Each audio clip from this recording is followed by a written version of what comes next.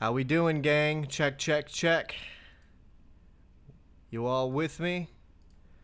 Let me turn the game on.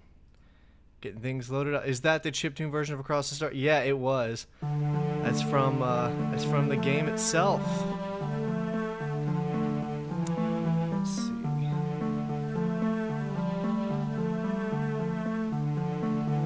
Just getting things set up here. Here we go. All right. We are in it. Thanks for tuning in, guys. Obviously, we're doing a little something different. Welcome, welcome. We got Akbar, we got Orange, we got Super Batman, Darth Malik, all the usual suspects, a couple new faces. What's up, Blaster Master? Love you too. Attack of the Clone Stand here. I defend this movie, as do I. Huge prequel fan here. I grew up on Attack of the Clones. I love it very much. So I'm very excited to be getting into this little tie-in game. Now, in case you're wondering why we're playing the new Droid Army on a Tuesday evening, here's why. I don't think it's any secret that I've been working on... Music is a little too loud? I can handle that.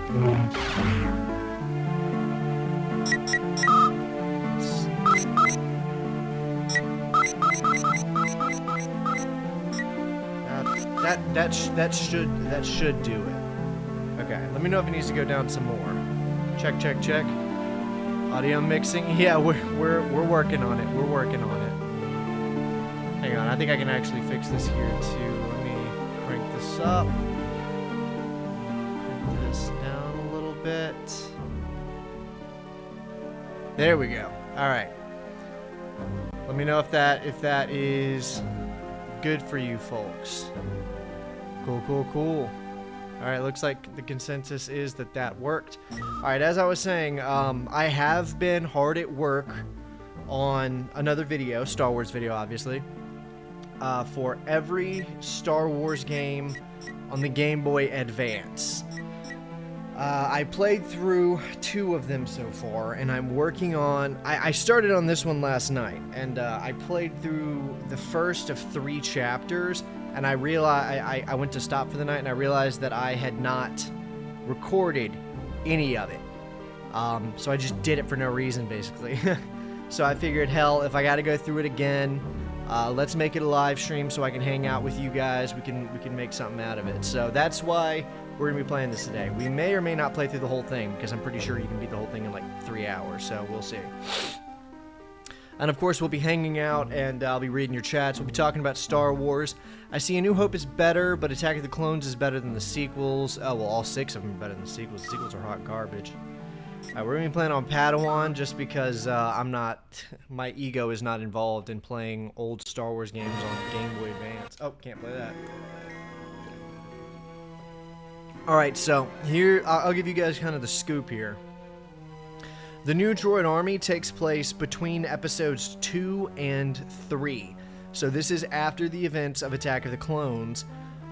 It's its own little original story. I think it is actually canon to the expanded universe, technically. So some of the games I talked about, is this on a Game Boy Advance emulator, or you want a literal Game Boy? This is an emulator. No, this is an emulator, not a literal Game Boy. Attack of the Clones, oh fuck, here we go. Yeah, your favorite son in the chat. what happens to be the fun fact about Attack of the Clones, son? Lay it on my chat. Anyways, this is actually part of the expanded. Will I play the episode 3 game? Yes, I'm gonna play every Star Wars game on the Game Boy Advance. Yeah. Strongly think you will eventually. Yes. I don't know if I'm gonna do that. If you guys want me to do them live, I can. I wasn't going to, but I can do them live. Fucking ADR fun fact.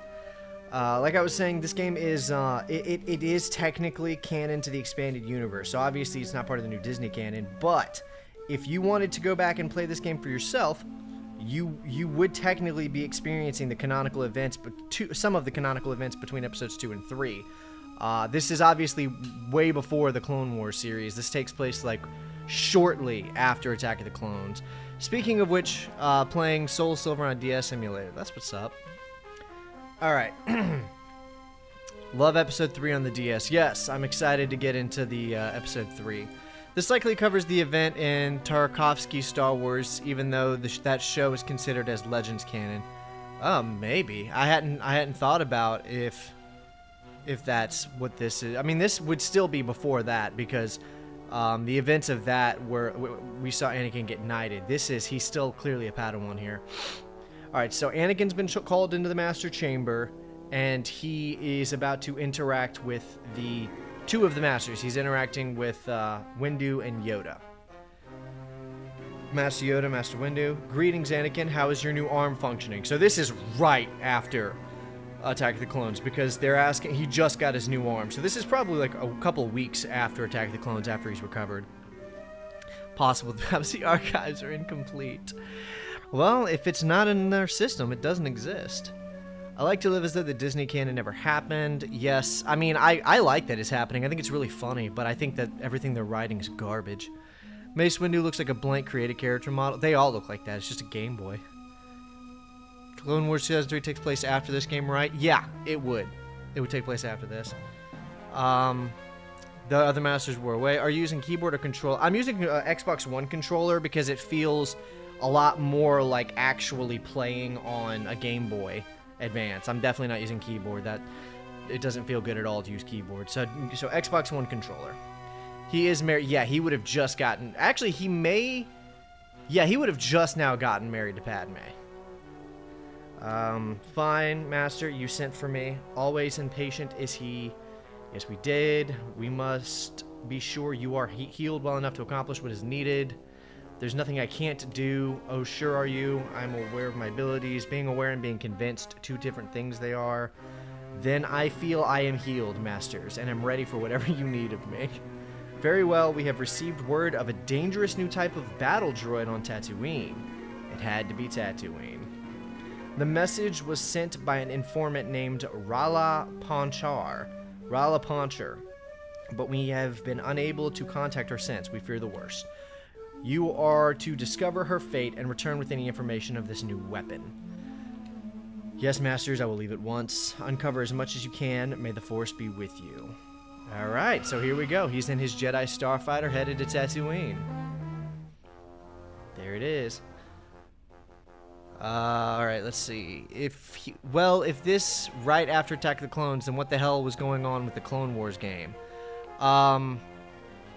I think this was after the Clone Wars.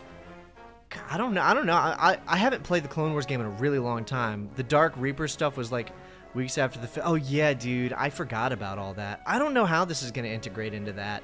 Because this came out around the same time as that game. Probably... God, they got to be intertwined, right? That would probably be happening after this. We'll see. Maybe they even tie in, because I think these games used to be trying to tie in. We might even see... I haven't seen the second and third chapter. He had the new hand when he got married, so this is either right before or right after. Oh, he's got the new hand here, so it's got to be... He's got to be married already.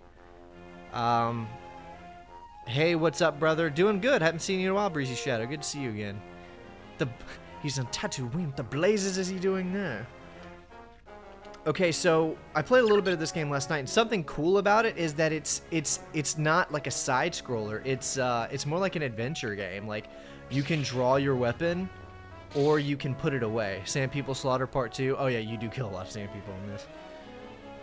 You kill a lot of sand people in the adaptation game. Everybody like the video. Yes, please like the stream. Oh fuck. Yes, please like the stream. So this game is actually kind of fun. Like, if you're looking for like an original expanded universe Star Wars game and you want like a short little thing to play, this game's actually not a bad way to go. Do you prefer KOTOR or Jedi Academy? KOTOR by like a million times. Jedi Academy is one of my favorite games, but KOTOR is a significantly better game. There's no connection to Clone Wars game, just giving you a heads up. Watched a playthrough of this some years ago. Well, then you know I'm gonna fabricate one. Bounty Hunter is about Jango Fett. Yes, it is. It most assuredly is. So here we are on Tatooine again. I think you actually move faster if you put away your lightsaber, but I'm not sure. I do like how they, like, the moves he does are moves that you saw him do in the movie, like this. Like, that's a technique we see him actually do in the film. It's cool that they programmed it into this game. And also they have different, like, move sets for him. It's pretty cool. Like, look at this. He's got, like, an overhead sweep. He's got, like, a... I don't know. It's pretty cool. Is PS2 Clone Wars good? God, dude, it's been, like... I haven't played that one in a really long time. I haven't done it for the channel yet. I remember it being fun, but it's like it's just a vehicle simulator. Did anyone else here play Game Boy Advance games in their youth? Yeah, that's the topic of the day right now. Who here played some... Get the Jawa? I'm not killing the Jawa. Poor thing. At least this game is a bit better than the actual Attack of the Clones game. That was a frustrating time. So actually, I just beat that game, I think, 3 days ago. I think 3 days ago, I went through and I beat the actual GBA Attack of the Clones game. Which, I thought it was fun, but there was like one section that was such a headache. 2 sections. Camino was pretty rough, and then there was a jump on Geonosis as Obi-Wan that was really bad. This looks like it controls very well for a GB game. Oh yeah, this controls better than both of the two GBA Star Wars games that preceded it, that being Jedi Power Battles for the GBA and the Attack of the Clones adaptation game. You had a silver GBA SP. Man, I could never really get my hands on an SP as a kid. I had the GBA that had no backlight. It was rough. Okay, so they're gonna rendezvous at Mos Espa. There we go. Got a near perfect GBA from Goodwill for 7. Fuck me, dude. That would be sick. I want an SP. Well, I mean, obviously I don't really care anymore because I would just play it on my, you can play it on your phone for free. Well, I think it's like $1.50, but you can get an emulator and play on your phone if you want. But I mean, there is something to be said about the actual experience. Episode 3 has a GBA adaptation. Oh yeah, that's on the list. I have all of the Star Wars GBA games lined up to play through so I can make the video about every Star Wars game on the Game Boy Advance.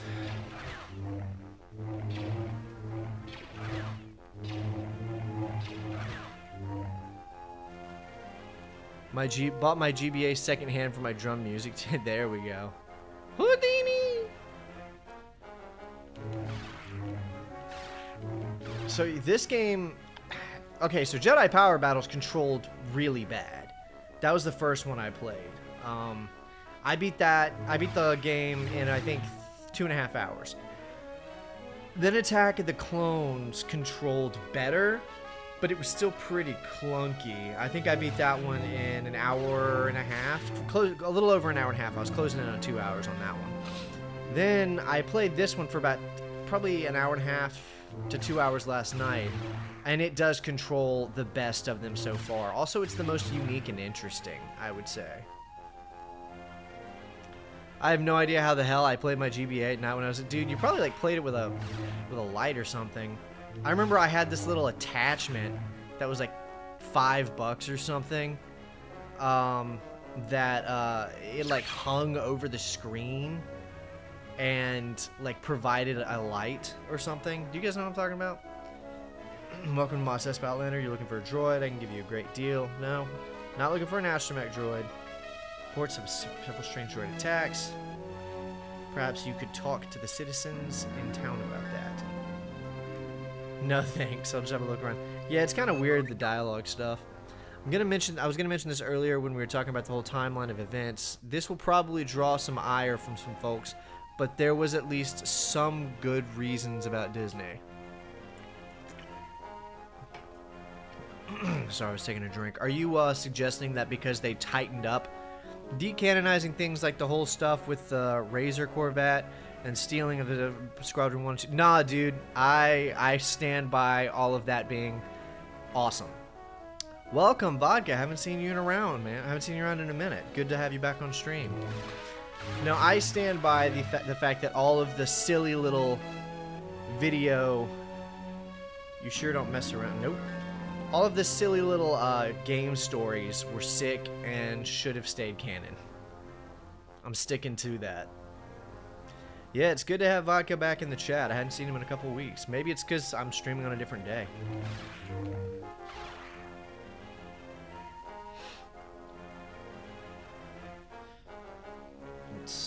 Okay, so I kind of have a better... It is very wandery. Look at this. Hang on. Watch. This is the map of just the town. Like, every time you go to a new area, these maps are everywhere. So, like, there's a lot of, like, walking around and stuff. You walk faster without your lightsaber, but... Looking for a woman named Aurra. I might have some information for you. Do something for me first. Womp rats. Something or someone must be stirring up their nests in the Zelric Draw. Alright. Does anybody in chat have a guess as to who this character is? This is a pre-established character from the EU. Does anyone have any guesses on who this is? I'm gonna leave her on screen for another second or two because she's gonna come back. Maybe you and I can talk. Until then, you've got nothing to say to you, Jedi. Alright. Now figure out... Those flickering character models are gonna give me a seizure. Damn, well, I can't do anything about that. I do agree Disney should have at least picked and chosen their way through things that could fit the story, like some of the pre-Phantom Menace stuff. No, that is not Ventress. I don't even think Ventress existed when this was... Alright, Akbar. I think you cheated, though. You already knew it was Aurra Singh. Yeah, it's Aurra Singh. Those of you who watched my every Star Wars game for the PlayStation 1 will probably remember that I talked about her a little bit in the Star Wars Demolition section. Well, she plays a decent-sized role in this game as well. Also, she appeared in The Phantom Menace for a brief scene.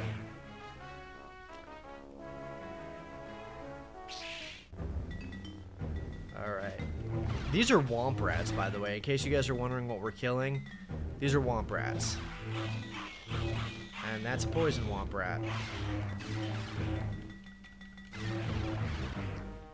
And now I've got to wait out for the poison effects to go away.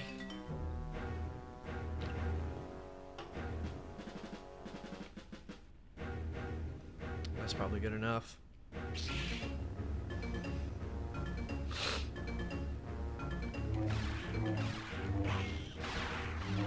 Dude, I'd never played this game before last night, but if I had this game as a kid, I would have played it non-stop. I'll tell you that.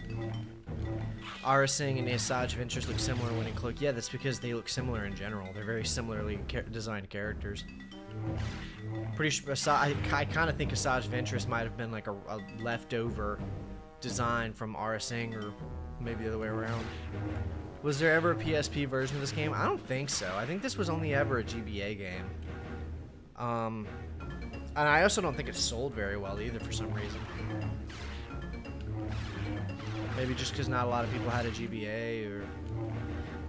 Yeah, I think there was only one Star Wars game on the PSP. It was Lethal Alliance, wasn't it? Or am I wrong about that? I could be totally way off base about that. Up there's our Tusken friends.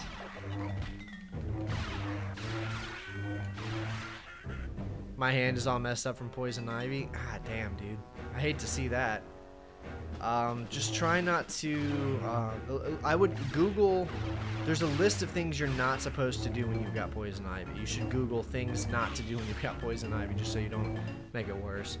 There was the Battlefront games on the PSP. Oh, yeah, I forgot about that. There were 2 of those, right? That nobody wanted, but we got anyway. Everybody just wanted Battlefront 3, but no, that would have been too much to ask. TFU, The Force, oh yeah, The Force Unleashed was on PSP. I'm just forgetting all these Star Wars games on PSP. Battlefront game, yeah. I didn't play the PSP Battlefront games. I'm putting off doing Battlefront retrospectives, but I mean, I guess they're probably inevitable. Star Wars pays my bills at this point. Not that I'm complaining. I loved Expanded Universe Star Wars, but I'm definitely putting off Battlefront for as long as I can, because that's like, there's 2 originals, there's 2 mobile games, then there's 2 EA remakes, then there's Then there's the 2 remasters, although I don't have to say too much about that. There's a lot of games, and there's a lot to say in all of them. Elite Squadron that I had. There was one other one. There was Elite Squadron, then there was one other portable game, right? Or am I misremembering that? You guys can fact check me on that.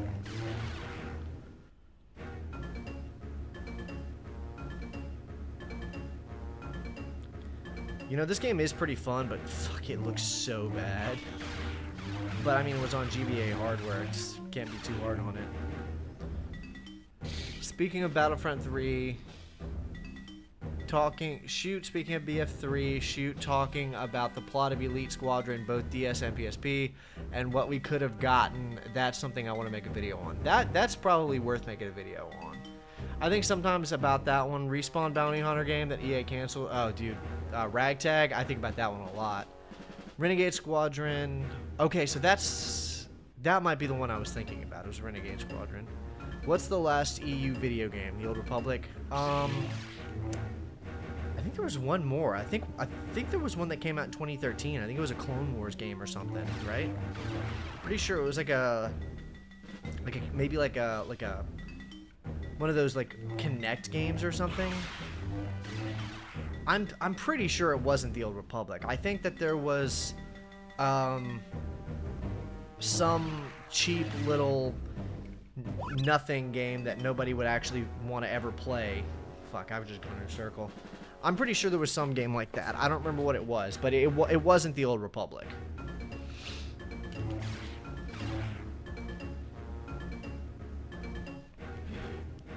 gonna use my force speed for a second.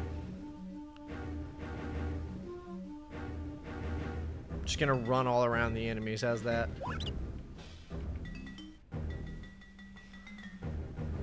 Yeah, unfortunately, a lot of this game is just walking around a desert.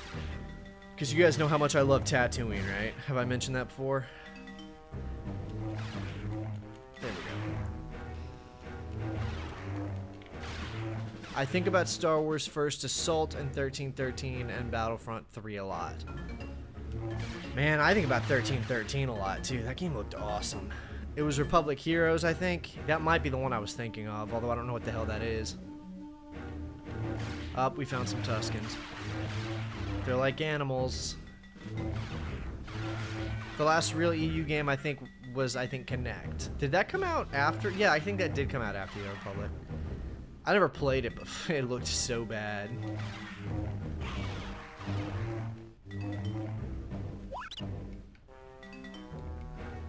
Yeah, there's some games I'm more excited to cover than others. Like, obviously, I'm probably going to end up covering pretty much every damn Star Wars game in existence, just because that's kind of what I do now for some reason. I'm doing a read-through playthrough of the EU currently, and I'm on Dark Lord of the Sith 5. Oh, okay. I mean, I've heard pretty good things about those. That's a pretty big undertaking, though. The expanded universe is enormous. Public Heroes is okay. Yeah, I don't think I ever played that one. I kind of tended to lean towards the edgier Star Wars stuff, typically. The edge kino, as it were.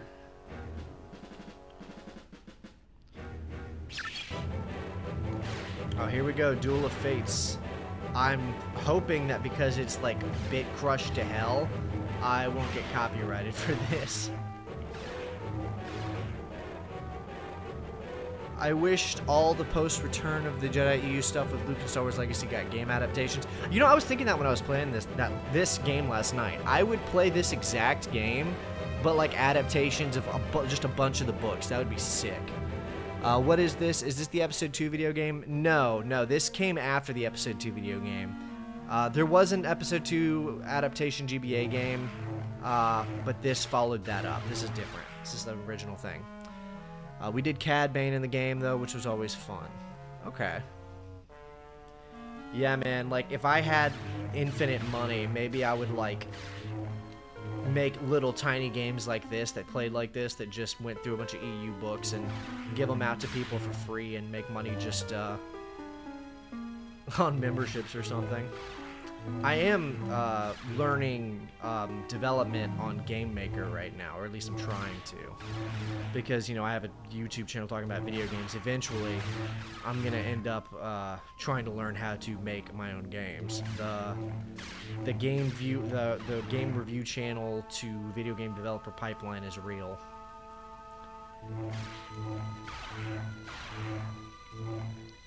Downward slashes, can't go wrong. Now, I believe after this, there's going to be a bunch of... I'm going to let my force powers regenerate a little bit. And take a big old sip of my caffeine.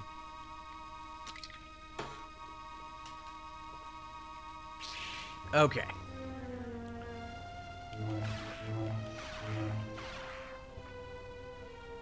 Oh yeah, I can confirm, by the way, this is a much more fun game than the Episode 2 adaptation. Heir to the Empire, Dark Empire, and Luke's Jedi Order on the Second Galactic Civil War use involved gameplay of Jedi Knight or Force Unleashed. Oh yeah.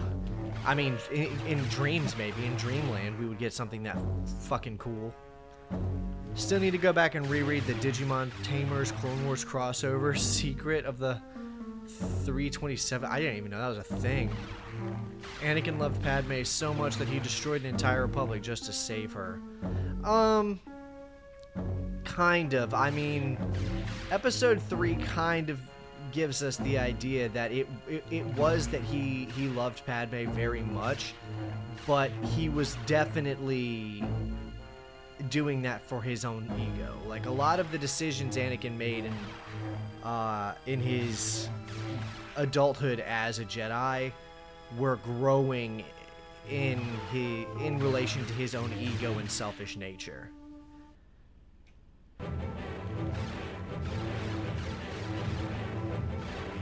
It is funny whenever Duel of Fates just starts playing. Gotta heal up. Do you think Matt Lucas was the better Anakin voice or Matt Lanter from the Clone Wars?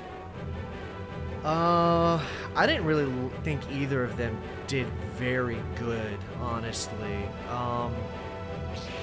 Neither of them did a very good Hayden impression. Whoever that guy was that did Obi-Wan in the Clone Wars, I forget his name. He did a really good job, but...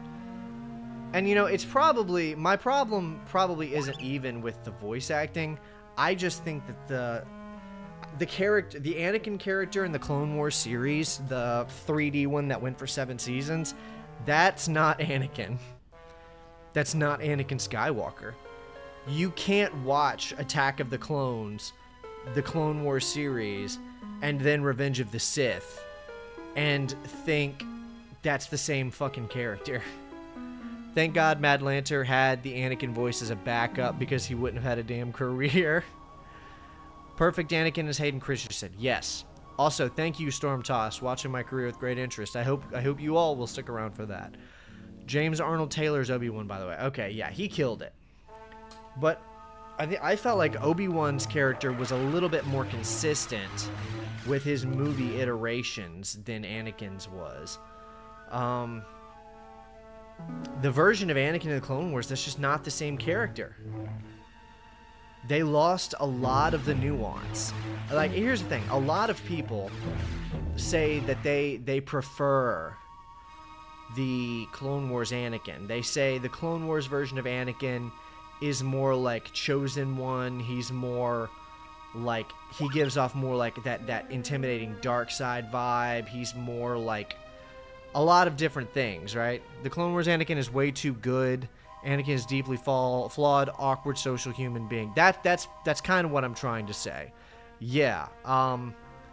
That was a big problem with the Anakin of the Clone Wars, is that they lost all of the angst.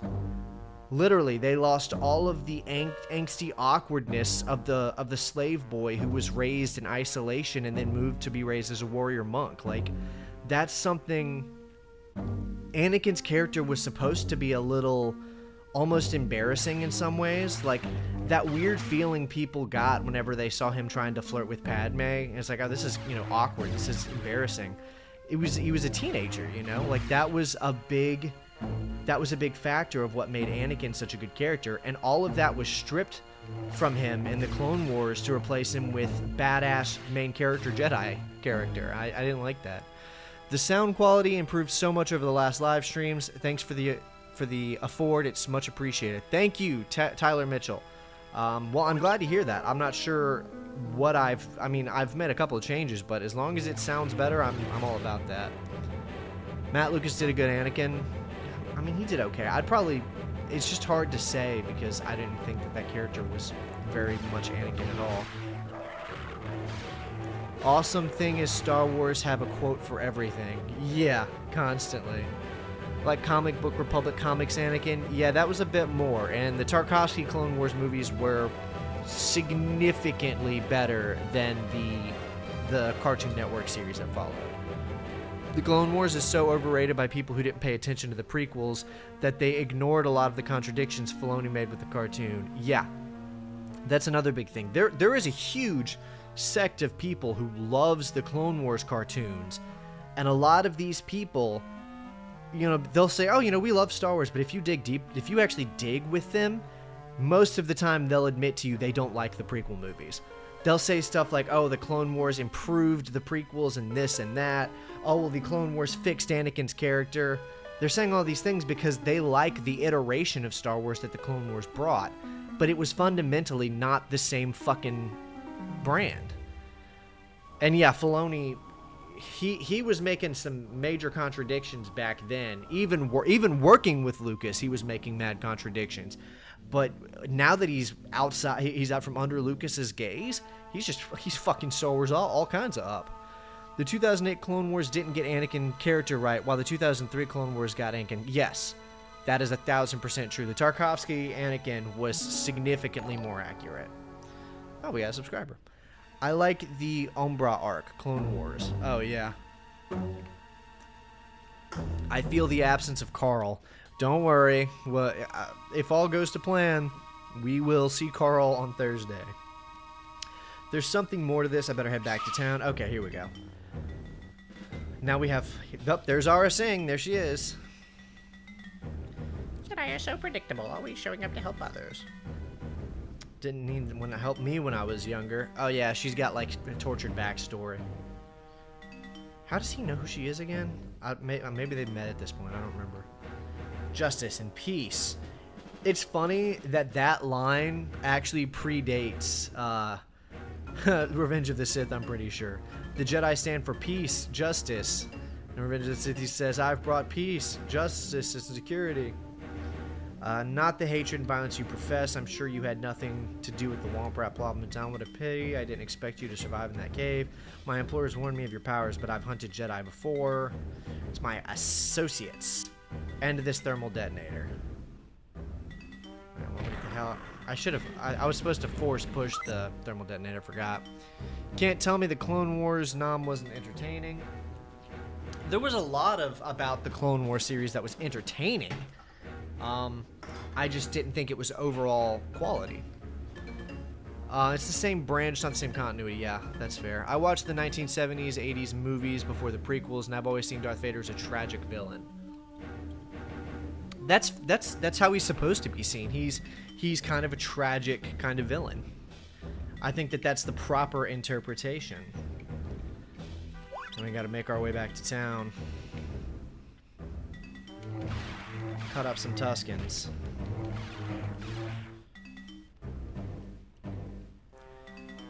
People tune into a random stream on my channel and just hear me shit talking Star Wars. That's the funny thing, is when people say no one hates Star Wars more than Star Wars fans. That is so true, but it's because there's so much Star Wars, and so much of it is varied and distinct, because that was what was going on a lot back then. Is LucasArts was trying to experiment with the brand as much as they could, so they made all these kinds of different Star Wars types to try to appeal to as many different people as possible. So there was actually a little something for everyone. That's what it was. But the problem was, when there's a little something for everyone, then not everyone is going to like everything that there is. So people will be like, oh, I thought you said you were a Star Wars fan, but you don't like this part of it. Okay, but the people who are saying that have their parts of Star Wars that they don't like either. Seltzer and Friedberg, the dudes killed spoof movies. Oh, yeah. I did tank the thermal. Wonder if Ahsoka will fit in the EU. Ahsoka was in the EU. The first 6 seasons of the Clone Wars were all pre-Disney, I'm pretty sure. She had a pretty enormous presence in the expanded universe. It was just from 2008 onward. I never really liked Ahsoka very much as a character. I mean, that's not fair. I thought she was actually an okay character after, in later seasons, but I thought the idea of Anakin having a Padawan never, ever sat right with me. I thought that was weird. Because you're meant to watch Attack of the Clones and then Revenge of the Sith, and it just could not be more clear that there's not a fucking Padawan there. I think fans hate the waste of potential. Oh, yeah, they do hate that. I don't like the EA games or the sequel theory. guess to weirdos, I ain't a real Star Wars fan. That's what they all say. No one is a real Star Wars fan. The Clone War adventure comics, I never read those. I think I am familiar with what you're referring to, but I know for a fact I never read anything like that.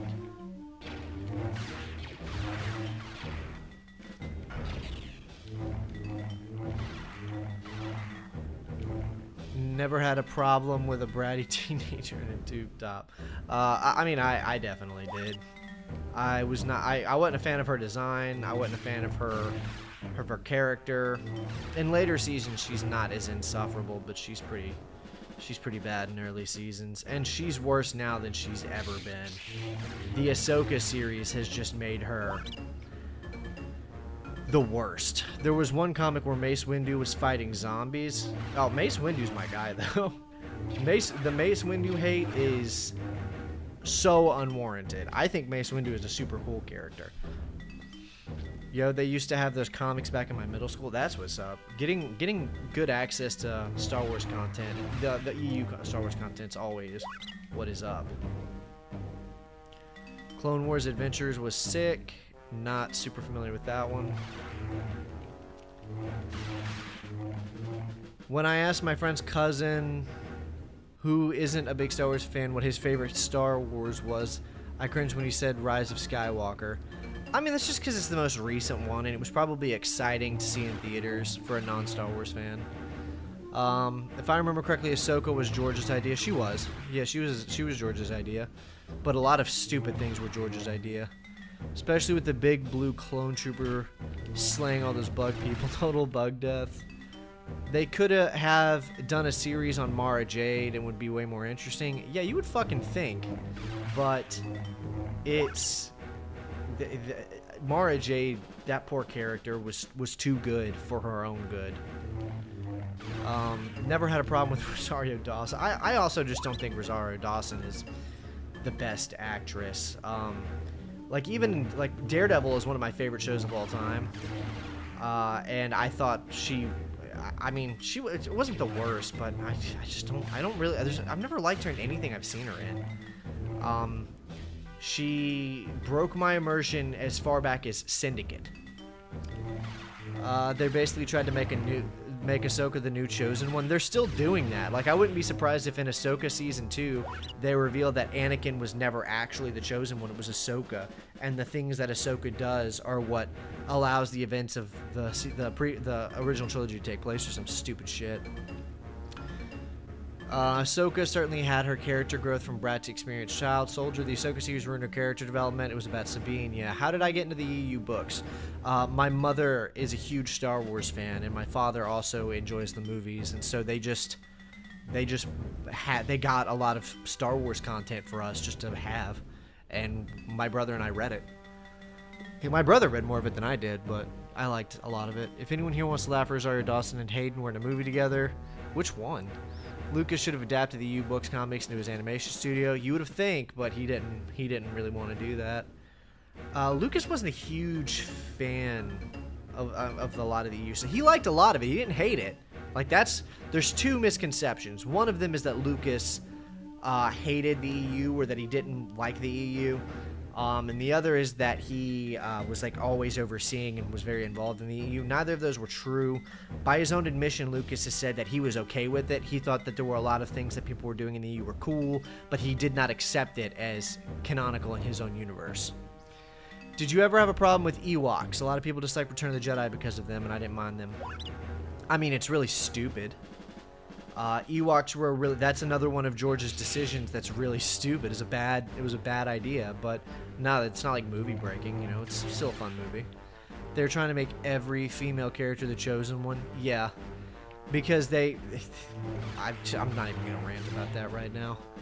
Next thing you say is that a tube top is not the best piece of attire ever invented. It's definitely not. I only realized that some time ago myself. A New Hope is better than Empire Strikes Back. That is an incredible hot take. Return of the Jedi is better than both. That is also a hot take. Lucas liked Mara Jade. He didn't like the model that portrayed her. Shattered Glass, the movie was about New Republic writer Stephen Glass and his total fabrication of stories. Really? I don't even know anything about that. I don't mind Ewoks. Should have been Wookiees, though. I think it was supposed to be originally. I missed the Star Wars Infinite Comics, the What If Star Wars series. Oh yeah, those were never canon, though. Alright, so we're coming back into Mos Espa. What's worse, Ewoks or Gungans? Damn. That's a question. I'm gonna say probably Ewoks.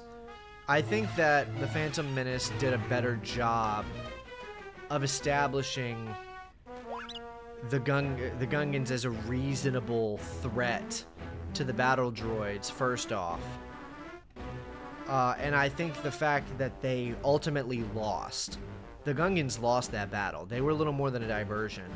And they lost, and they would have been taken to prison. I mean, they would have been in prison and possibly executed if Anakin had not shut down that station. So I think the Ewoks are probably a lot worse.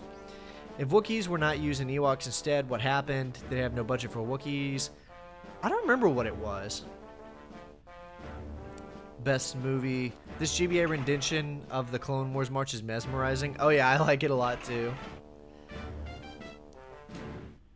Responsible for stopping the Womp Rat. That's right. There's something more sinister at work.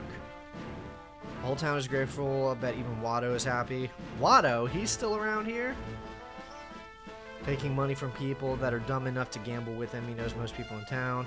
Well, Anakin, if this movie takes place right after the Attack of Clones, you just saw him less than a month ago. Or can I find him? You should know where to find him. Still, the best movie was Revenge of the Sith, hands down. I agree with that. And that movie is also a case of me showing that, hey, you know, Hayden can actually act, right? He acted his heart out as Anakin. The best film of the prequel trilogy. Lucas had established that Wookiees were more technologically advanced, so that's why he created Ewoks. That probably is what happened. As Womb Rat and did a double take. Wookiees weren't cuddly enough to sell plushies. The official version is that Wookiees are technically able, and the Ewoks were supposed to be primitive. I mean, I don't know about the plushie one because Lucas was printing money at the time. I don't know how much he was letting money direct his financial. I don't know how much he was letting money direct his creative decision making by that point. I'll handle this. Is Jetster Dexter in this game? I don't know. We do go to Coruscant, but I haven't played that part yet. I turned it off right as I got to Coruscant last time, so I don't know. I guess we're gonna find out.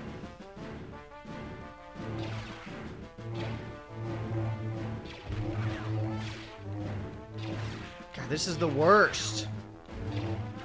That's the worst part. Because your block doesn't actually stop melee attacks. It's only for blaster fire. So when you're getting hit and shot at the same time, it's pretty rough. Brett. He is not, if I recall. That doesn't surprise me. He sold Star Wars for 4 billion space bucks. I think Lucas is money oriented. I don't think Lucas sold, because Lucas was still printing fucking money. Like, I don't think he sold Star Wars for money, dude. I think the only reason he was asking for $4 billion was because he thought that that's what it was worth and he wanted to get what his brand was worth. But, I mean, I could be totally wrong on this, but if Lucas hadn't sold Star Wars for $4 billion, I guarantee you he could have used it to make another $4 billion in 2 years. Easy. If Lucas made another film on his own, if Lucas spent $200 million, which I think is more than they spent on The Force Awakens, if Lucas had spent that, which he had at the time, to make his own Star Wars movie, he could have made $4 billion in easily 2 years. He sold it for the respect that his legacy would get. Oh yeah, that's a popular conspiracy theory too, is that he knew when he sold it, people would turn back on the prequels and say, actually, these aren't bad after all.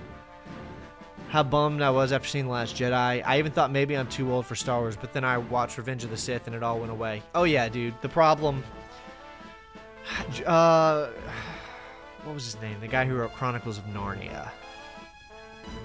Can't remember.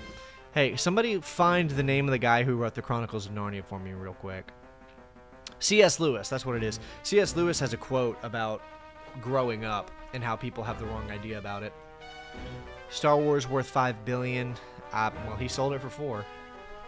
Isn't there a rumor that Lucas is trying to regain control of Star Wars? Is that just wishful thinking on viral? There is a rumor. I think it's false. I mean, he might be trying to gain more creative input on the universe, but even if he did that, it doesn't fucking matter. Most of the best Star Wars material, Lucas was not involved with. Hot take, Revenge of the Sith is the best Star Wars. It is. I don't think that's a hot take. That's the second most popular opinion, I think. If some intense sector didn't harass Lucas for the prequels, he wouldn't have sold the franchise. I think that's probably true. I think if people had not been as... I don't know how to say this without not being offensive. I say this as, you know, a nerd who plays video games for a living. If, you know, with all respect to the nerd fandom and all of that, if a lot of people had not been sweaty basement nerds and harassed Lucas about making the movies he wanted to make, I think he would never have sold Star Wars. C.S. Lewis said, "You will someday be old enough to read fairy tales again." Yeah. Most of the best Star Wars stuff was done without Lucas, and you wonder why he even sold with quotes like that. Look, I love the movies, though. I'm not saying that the movies are bad or anything. I think the movies are fantastic. I saw Phantom Menace opening day. All I'm saying is, I love the films. I'm just saying that all of, like, my favorite Star Wars and all of the Star Wars that everybody typically is pining about as being the highest quality is stuff like Heir to the Empire or like Knights of the Old Republic. Like, that's some of the best Star Wars writing. Maybe I'm wrong, but I always saw Lucas selling the franchise as a screw you to the fans who shat on him mercilessly for the prequel. I mean, a lot of people think that. That's pretty much the common consensus. Lucas has openly said in a conference that Kathleen Kennedy has ruined Star Wars. Yeah, well, he didn't say that exactly, but he implied it. But the thing is, Lucas hired her. She worked for Lucas for years before he sold to Disney. Kathleen Kennedy was not a Disney-like plant. Kathleen Kennedy worked for George Lucas as, like, in pretty much the same role she has now, just without the same title. Like, she did pretty much the same thing. Disney just let her off the leash. So I don't think Lucas has any fucking room to talk if she was his choice, you know? Oh, there's Watto. Be another 10 years. Looking for a woman named Ponchar. See this woman? She sometimes comes to the shop and buys Vaporator equipment. You want to find her? Go to the moisture farms, head out through the north gate. A Jedi can do better than some dusty old farm girl. What happened to the pretty girl I saw you with last time? She was some looker. She's in trouble, Watto. I've come to help her. What can Jedi help with these days? Trouble everywhere. Bad for business. You be better off coming back to work for me, I think. No thanks. Big Jedi, too important to care about his old friend. Dude, you were a slave owner. You were not his friend. Disney should play it safe and make a Force Unleashed movie showing it to friend. That's never going to happen. I mean, if it might actually happen, but if it does happen, it's only going to be because... I'm just doing really bad with names today because I didn't get very much sleep. The actor who played Starkiller and voices Darth Maul sometimes. If a Force Unleashed show ever happens, it's going to be because him and Dave Filoni are tight and he is pushing for it. And it won't be as good as the games. You'd be better off just playing the games. Kathleen worked for Harvey. Yeah, she worked for Harvey Weinstein, but a lot of people did. But I think Kathleen did not work for Harvey Weinstein. She worked with him. I think that the chatter in chat is thinking of the showrunner for The Acolyte, Leslie Headley, I think. The actor from The Force Unleashed is a huge Star Wars fan, and he slammed the Disney Star Wars dozens of times. Yeah, but again, he does it indirectly.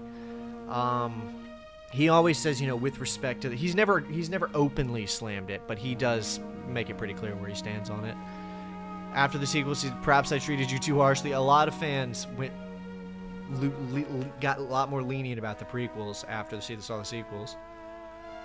Where can I find his slamming? Again, he never slams it openly. He just makes implications. And you can probably just look up his name talking about sequels. Destroyed my homestead, captured moisture farmers. They're in terrible danger. You must help us. I have no love for the Tuscans. I'll free your friends. Hell yeah. Perhaps they can lead me to my moisture farm I'm looking for. Oh, he's ready. He is ready to kill some Tuscan raiders. Maybe it could be as good as the second game. Doubt it. Imagine a turn-based adaptation of KOTOR and GBA. I don't know how that would go. Sam Witwer, that was his name. Leslie Headland, yeah, she was the one. She was Harvey Weinstein's assistant, but Kathleen Kennedy is in multiple pictures with Weinstein as well, who conveniently died right after he was caught. I think Star Wars would turn to shit anyway because under Lucas, at least, because Dave Filoni would stay. Actually, be a good thing that you stayed almost untouched. Yeah, Dave Filoni was creeping in on, like, by the end there, Dave Filoni was creeping in on territory that he was probably better off leaving alone. This is a stupid question, but what do you think of Family Guy Star Wars? I'm not a big Family Guy viewer. I've never even seen any of the Family Guy parody movies all the way through. I've just seen little bits.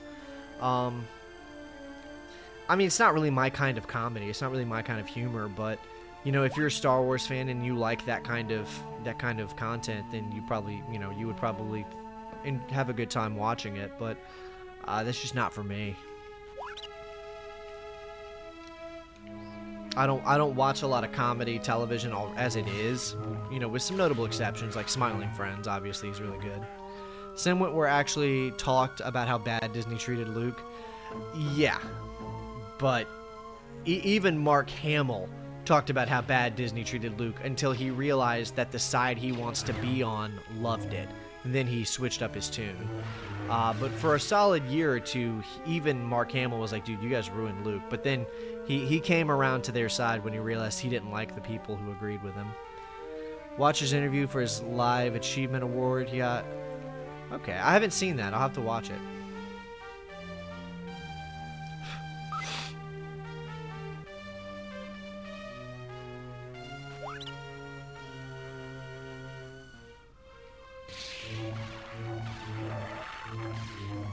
Got mega womp rats.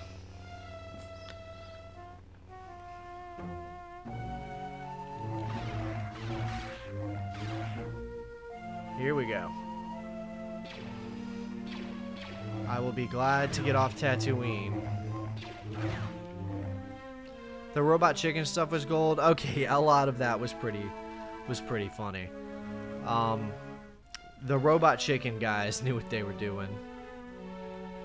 Seth MacFarlane as Palpatine is a riot. Yeah, I don't think Seth MacFarlane is a very good writer, but he's a pretty capable voice actor. Seen a lot of episodes of that '70s show homages. I've had friends that watch that show, so I've seen a few episodes, and yeah, they definitely like Star Wars a lot. It's very popular in pop culture in general. Thought the first two Family Guy Star Wars was fun, but the last two were uninspired. They did 3 of them. For some reason, I thought they only did 2. Gotta get out of bed in 4 hours, so I'll be off to bed, but I'll watch more of the stream when I crawl out of my bag to tank. Have fun with the stream, or stream for more than 4 hours and we'll meet again. Definitely won't be streaming for 4 hours, but this particular stream won't be locked behind a members only thing, so this will be one of the streams that anybody can tune into anytime. The KOTOR ones will stay locked behind members only, though. Smiling Friends is hysterical. Yeah, Smiling Friends has been some of the best comedy entertainment that we've gotten in years. Mara Jade action with George Seth. Yeah, that one iconic Mara Jade bit was some of the best work Robot Chicken has done. Mark Hamill said that's not Luke, more like Jake Skywalker. Yeah, the fact that Honestly, the fact that he walked that back is funnier than the fact that he said it.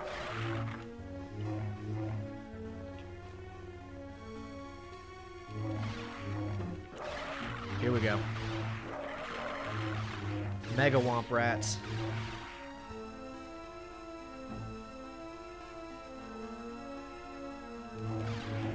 You know they're more dangerous because they've got red eyes.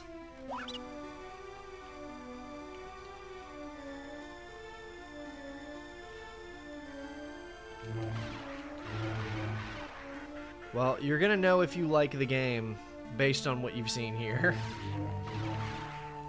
Because I'm pretty... I mean, you do get more force powers, but...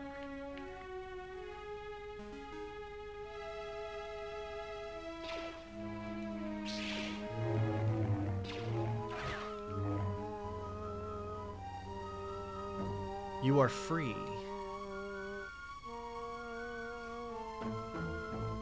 You know, this game probably would have been more interesting if Anakin came back here to free the slaves, like he said he was going to do.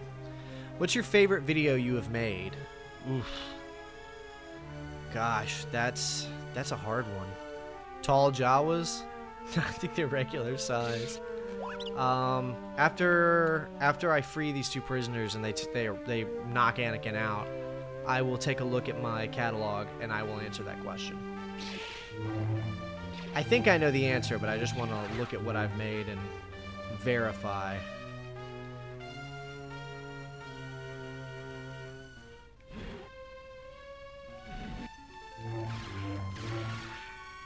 If you don't like Tusken Raiders, this is the level for you.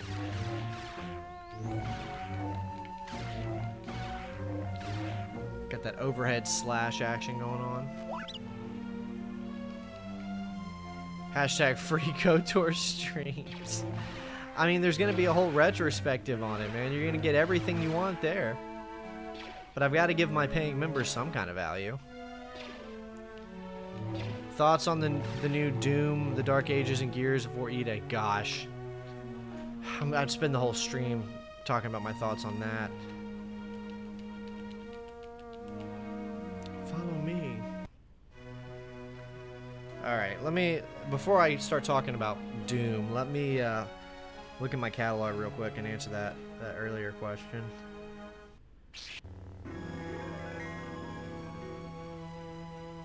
Let's see.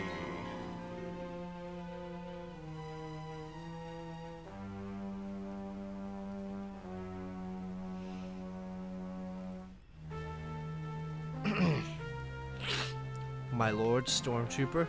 Stormtrooper.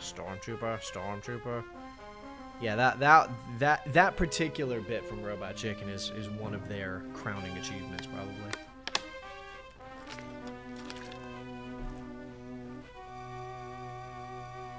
Mark sold out. Mark. Who's Mark? Do you mean Martin? Like the Doom director? Like who's Mark? He's just professional.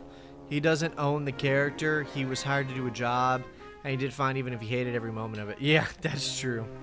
Obi-Wan game win must be a hard one to emulate. No, I mean I'm pretty sure it's easy to emulate. I've heard it's pretty easy to emulate. I want to do that one right, so I have to get to it because I really want to give that one some good time and dedicate. Because I've never played it before, and I'm so excited about it that I want to sit down and give that one some good time. I think I'll give you my top 3 videos that I've made to answer your question, Orange. And I don't know which one I like most. Alright, so I loved making Castlevania Lament of Innocence video. That's one of my favorites, even though it's one of my worst performing. My Castlevania Lament of Innocence video did not do good, but I loved that one. My Dead Space video, that's one of my favorites. Again, one of my worst performing ones. My Dante's Inferno video, thankfully, is one of my better performing videos. I really liked my Dante's Inferno video. So I would say Dante's Inferno, Castlevania Lament of Innocence, and then Dead Space are 3 of my favorite that I've ever made. And I've got some cool ones coming up here now that can kind of compete with that. And I'm very excited to do a video on the Obi-Wan game. I just got to get to it. I used to play a few Game Boy games on the GameCube's Game Boy player. Still have my Spider-Man 2 GBA cartridge. Jeez. That would have been the way to play it back then.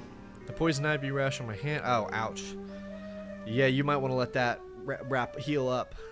I have to wrap my hand in order to drive myself to work. Yeah, you're going to want to hold off on that one. Favorite Spider-Man game? Ultimate, probably? Probably Ultimate Spider-Man. It's probably my favorite Spider-Man game. My favorite of your vids are definitely Dark Forces 2, Jedi Knight, Mysteries of the Sith retrospective. So nostalgic. Oh yeah, I think that's good. I think those are good answers. Mysteries of the Sith in particular was a lot of fun to make, but it was not fun to play. Plus, I don't want to get the medicine cream. Oh yeah, that's also fair. Yeah, we all love the Star Wars Robot Chicken in here. Evan, what membership tier do I need to get access to the KOTOR streams? All live streams are available to all members, so even as cheap as the $2 one gets you access to them. If that's something you're interested in. But I mean, there is a retrospective coming next year if you just want to wait until then. But, you know, members get access to all of my KOTOR streams and early access to videos. So there's 2 videos that are members only right now that will be available to the public on next Thursday and then the following Thursday, respectively. I remember playing the following games on Game Boy Advance: Shrek 2, Penguins of Madagascar, and Ice Age 2. You did not have an edgy game childhood. Have you tried the new Star Wars Hunters mobile game? If it were on PC, it might go pretty hard. I thought it was gonna be on PC, and then I was considering trying it, but then I found out that it's not on PC. It's just on Switch and Android and iPhone. So, no, I haven't played it. I might play it if they want to sponsor me. I play Galaxy of Heroes sometimes.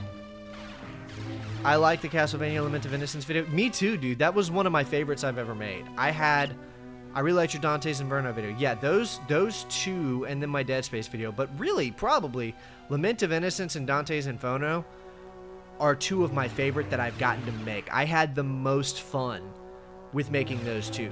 Making Lament of Innocence was so much fun. And, oh, fuck, the fuck is that thing? Is that one of the new Battle Droid things? And then making Dante's Inferno and like doing all the heavy research on the original poem, I loved that as well. The Dead Space video, there was a miserable part making that one about halfway through, but the first 30% and the last 30% of the Dead Space video was pretty fun. I liked that. But Lament of Innocence was an awesome experience the whole time. That was a great video to make.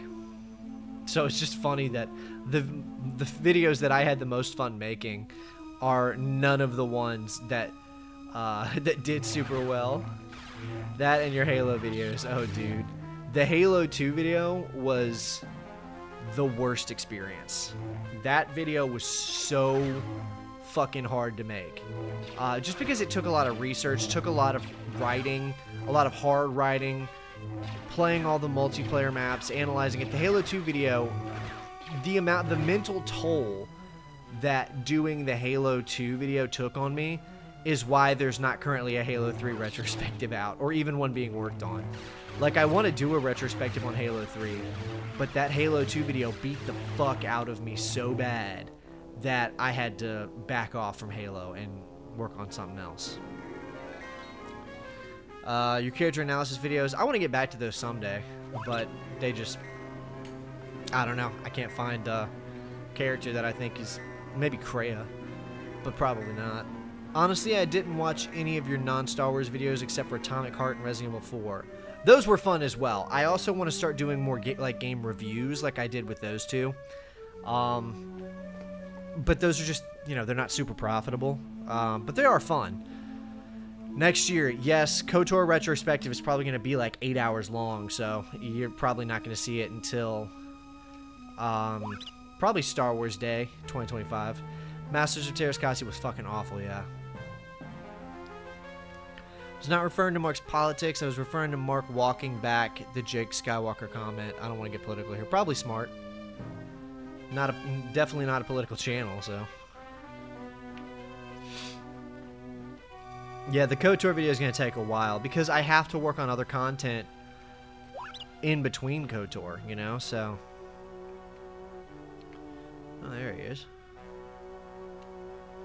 They came from behind. That's, I don't, you know, I have to constantly be making new videos, so I have to just do KOTOR in between, and also the fact that it's going to be so long means that I just, it's just going to take until probably next year.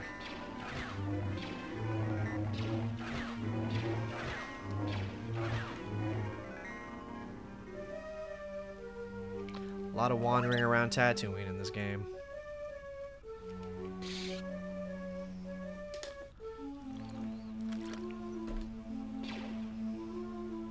Stay hydrated, kids. Damn, that's a lot of them.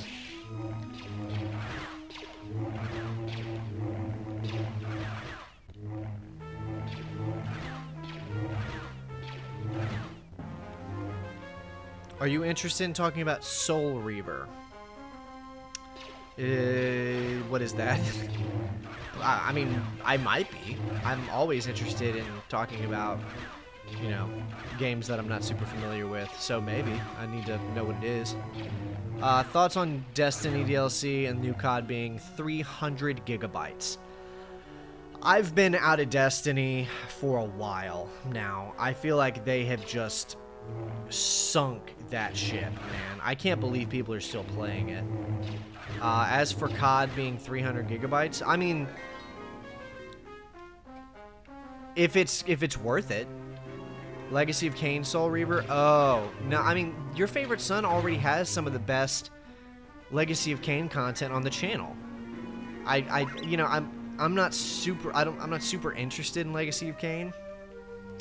And if I was, you know, maybe if I was like really interested in, because I'm not someone who thinks that you shouldn't cover content just because someone else has done it, right? So if I was super interested in Legacy of Kain, I would probably be like, oh, I'm gonna do a video on it. But the fact that I'm not super interested in it, and your favorite son has already done a spectacular video, I don't know why I would do it, you know? Who needs the Jedi Fallen Order games when you have... Oh yeah, this is the true Jedi Fallen Order experience. I remember renting Super Bombad at least a few times as a kid, thinking it was so cool. That's another one I have to get around to. Sorry about your farmstead. Rala Ponchar helps you out. Where's it go? Jabba the Hutt's palace. I don't know how to deal. Your neighbor said the droids were led by some kind of witch. Thank you for your help, Jedi. Alright. Starkiller is better, probably. Will you do Lollipop Chainsaw if it comes out? Repopped. I can't believe they called it that. I didn't play the original, and the new one just doesn't really look like something I'm super interested in, or something that I would normally cover. Probably not. I mean, there are a few new games that I plan to try to do videos on. Silent Hill 2, probably. There's a couple others. There's a few that got announced that I was thinking about doing videos on. I'm trying to remember what they were. Yeah, there are several new games that got announced at the recent showcases that I want to do reviews on. It's hard to do reviews as a channel my size because I don't get early access to any games. I don't get review codes or anything. So by the time I've gotten a game, played it, gotten footage, written a script, done the voice acting, and then edited the video, you know, it's been like a month and a half since the video game came out. And at that point, who cares? You know, nobody cares about hearing what you have to say on a game when it's 2 months old already. So I can only really justify doing that if I really, you know, like the game.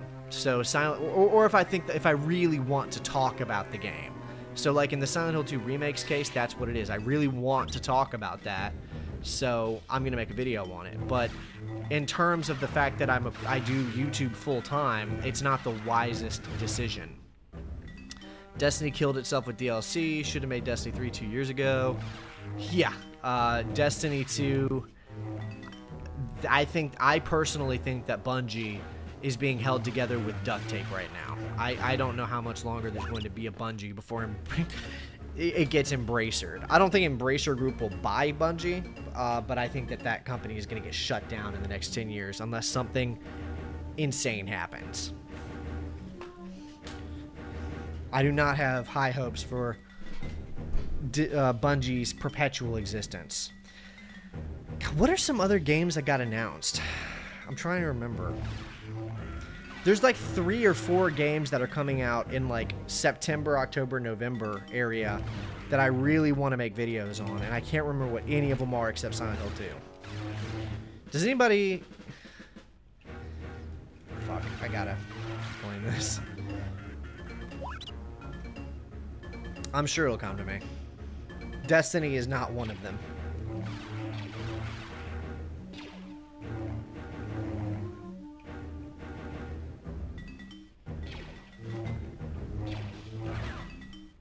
I thought the final shape was supposed to be their last DLC anyway.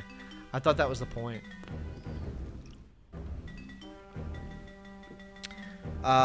The Thing. Oh yeah, I mean that's not one of the ones I was thinking of, but hell yeah, I wanna make a video about The Thing. That will probably be a shorter review, but no, it's not Monster Hunter, it's not Elden Ring, it's not Sonic X Shadow. I'm not super interested in any of those. Not a big Sonic fan. Shadow Generations looks sick. No, I'm not gonna judge. I mean, if you're a fan of Sonic games, I'm sure it looks cool, but I've never really played a Sonic game. I played a little bit of Forces, but not much. I just did that because someone bought it for me.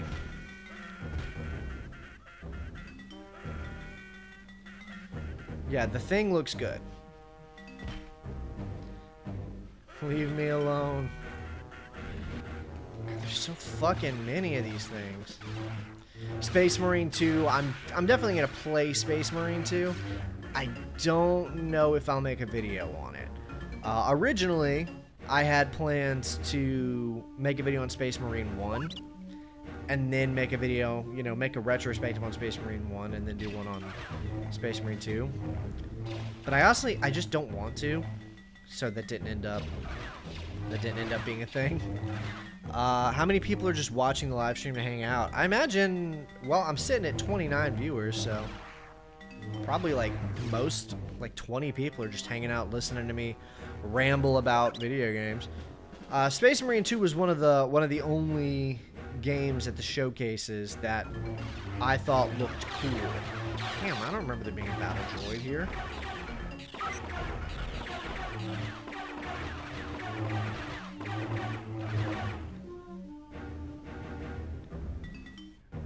New Starship Troopers game. Silent Hill game I played was Restless Dreams. Are you gonna make a video about Spider-Man 2 2004? No.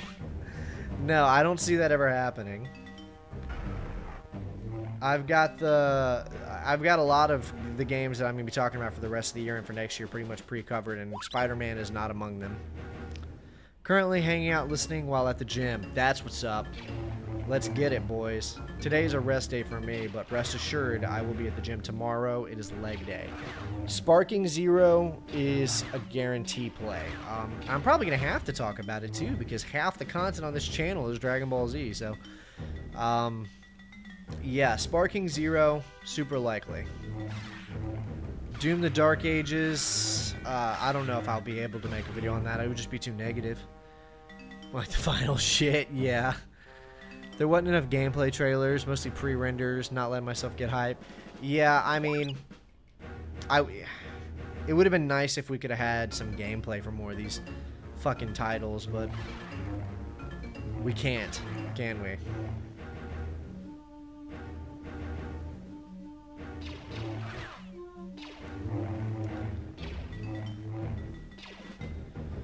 Sometimes you just gotta bail out and run past them.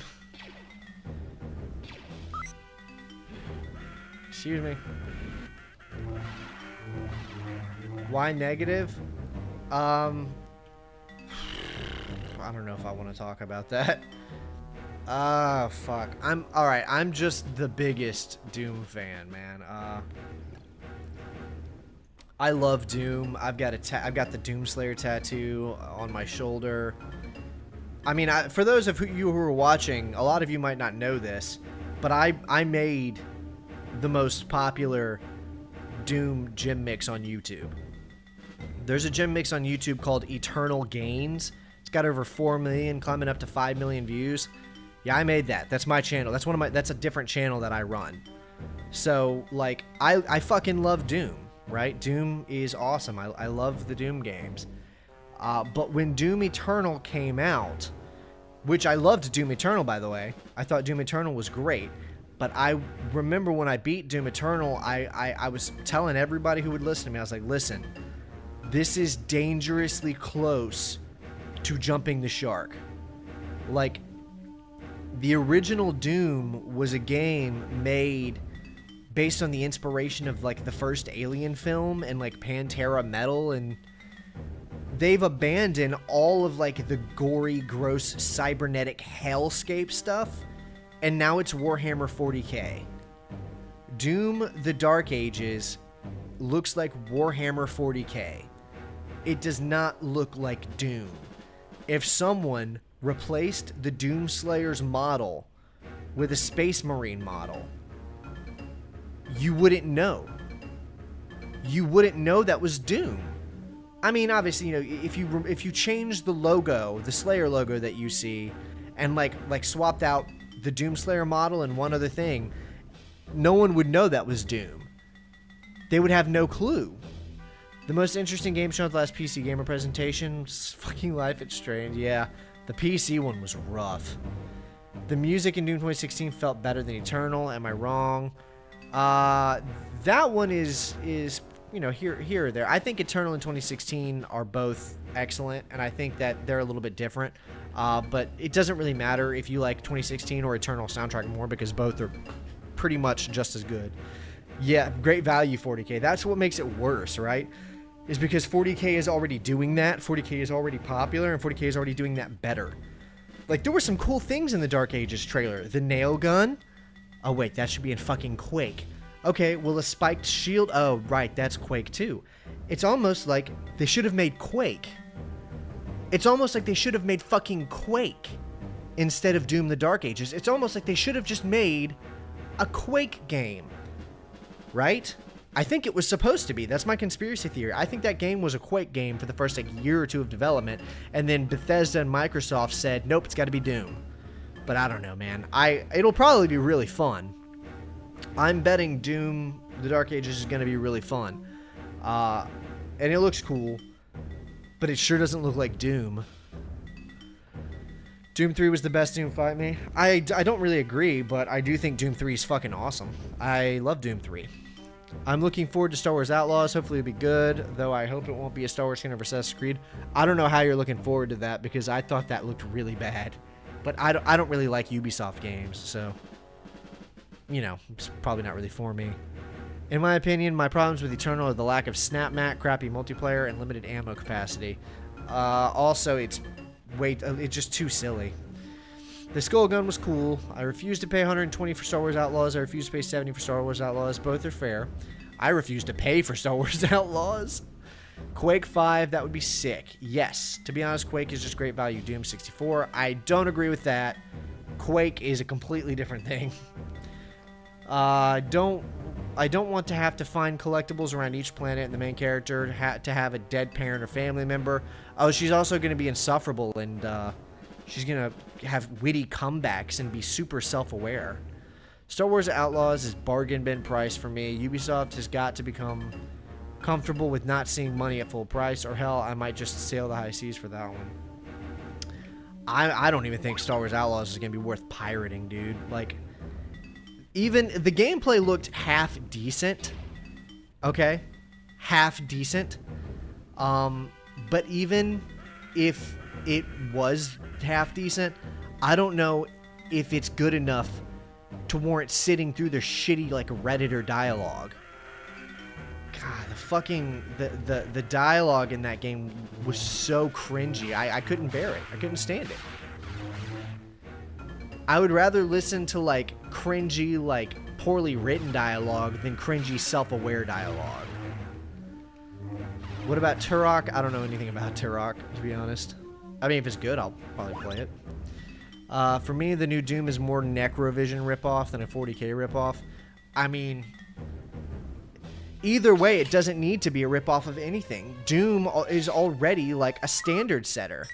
Like, Doom is one of the most popular video games of all time. Doom should not have to rip off fucking anything. It should just be trying to be more like Doom 2016.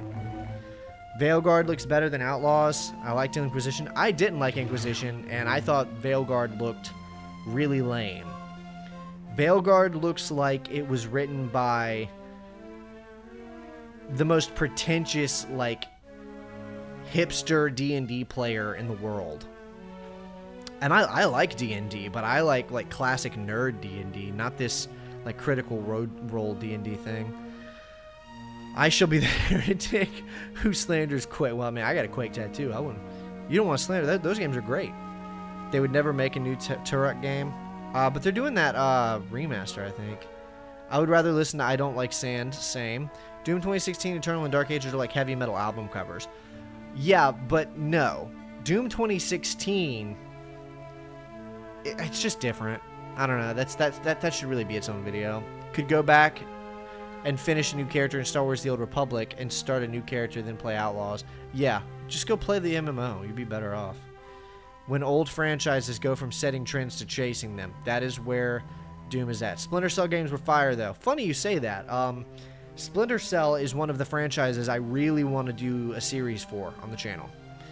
It's probably not going to be this year. Super unlikely to be this year. But next year, Splinter Cell is one of the series that I really want to do like a big series on, where I cover every game, talk about the books and everything. So, fans of Splinter Cell, stick it out with me till next year. Reserving judgment till Veilguard comes out. I don't actually want BioWare to fail. Most want because I want to see the Mass Effect make see the light of day. Ugh. Well, Veilguard looks bad, man. At least in my opinion. I don't think it's going to do well. Do you like Metal Gear? Yes, I love Metal Gear. In fact, the Metal Gear 3 remake was probably the best thing I saw across all of the showcases. The Metal Gear Solid Delta looks fantastic. If they were to do a port of the Old Republic on consoles, it would be worth the money. Even a collector's edition would be better than Outlaws. I agree with that. Want Snap Map back? I will ethereally be salty about that. Yeah, I mean, it was probably just a lot of resources, and it probably wasn't popular enough to warrant it in Eternal. I want it to be good, but I know it won't be. Probably not. If Veilguard is bad, people will be smug, self-satisfied assholes. If Veilguard is good, people will be pissed that it isn't bad. I mean, that's probably true. But the fact is, they're going to be smug, self-satisfied assholes for a reason. The reason they're going to be smug, self-satisfied assholes is because anyone can look at Veilguard and tell it's going to be bad because it looks lame. I thought Dragon Age 4 was going to be called Dreadwolf or something. It was. It was going to be called Dreadwolf. But Dreadwolf, you see, they're trying to make Veilguard look as like harmless and like fun, whimsy, friendly as possible. And Dreadwolf sounds kind of cool. So I think they got freaked out and were worried that, someone might accidentally buy a game called Dreadwolf thinking that it's like cool, but they don't want it to be cool. They want it to be like whimsy. They want it to be like harmless, whimsy, fantasy Peter Pan shit. And that's what it looks like. Veilguard looks fucking awful to me. No hate to anyone who likes it. I'm sure there's people who love that, but fuck, dude. And I love Dragon Age 2. I thought Dragon Age 2 was great. And Origins, even. Make Outlaws Collector Edition worth paying that money. Add a cool statue and other stuff. Even a statue wouldn't make it worth it, in my opinion. Eternally autocorrect, yeah. I'm more looking forward to Avowed anyway. I think I missed that one. I think I saw that they're doing Avowed. Obsidian isn't even the same Obsidian anymore. Veilguard looks like Fortnite. The other Dragon Age games were M-rated. Copyright Wombat. Well, Dreadwolf's probably already copyrighted, but you can probably get Wombrat. Yeah, Veilguard looks bad. Sure you shouldn't have come here, Jedi, but I will enjoy watching you die. Sorry to have to disappoint you. Oh, here's this, whoever this is. She's using the Force.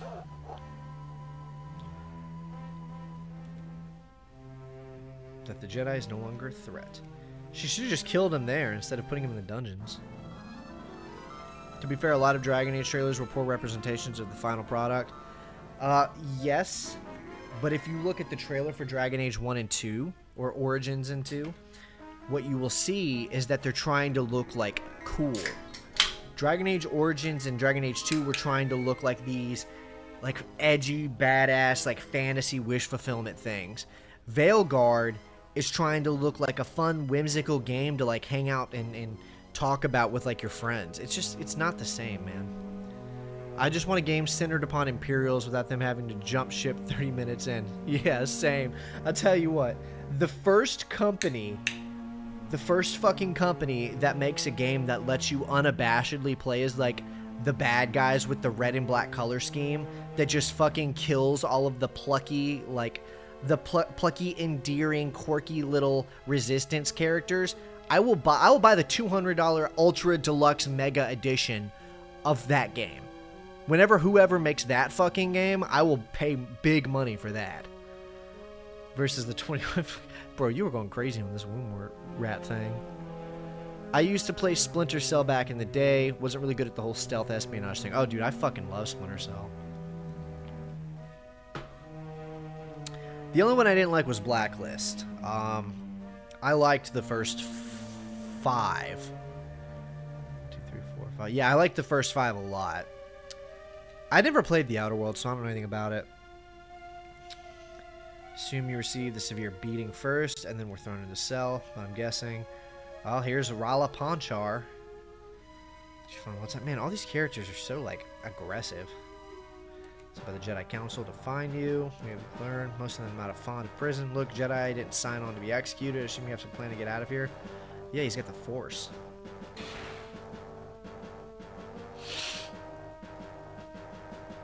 Good trick, okay.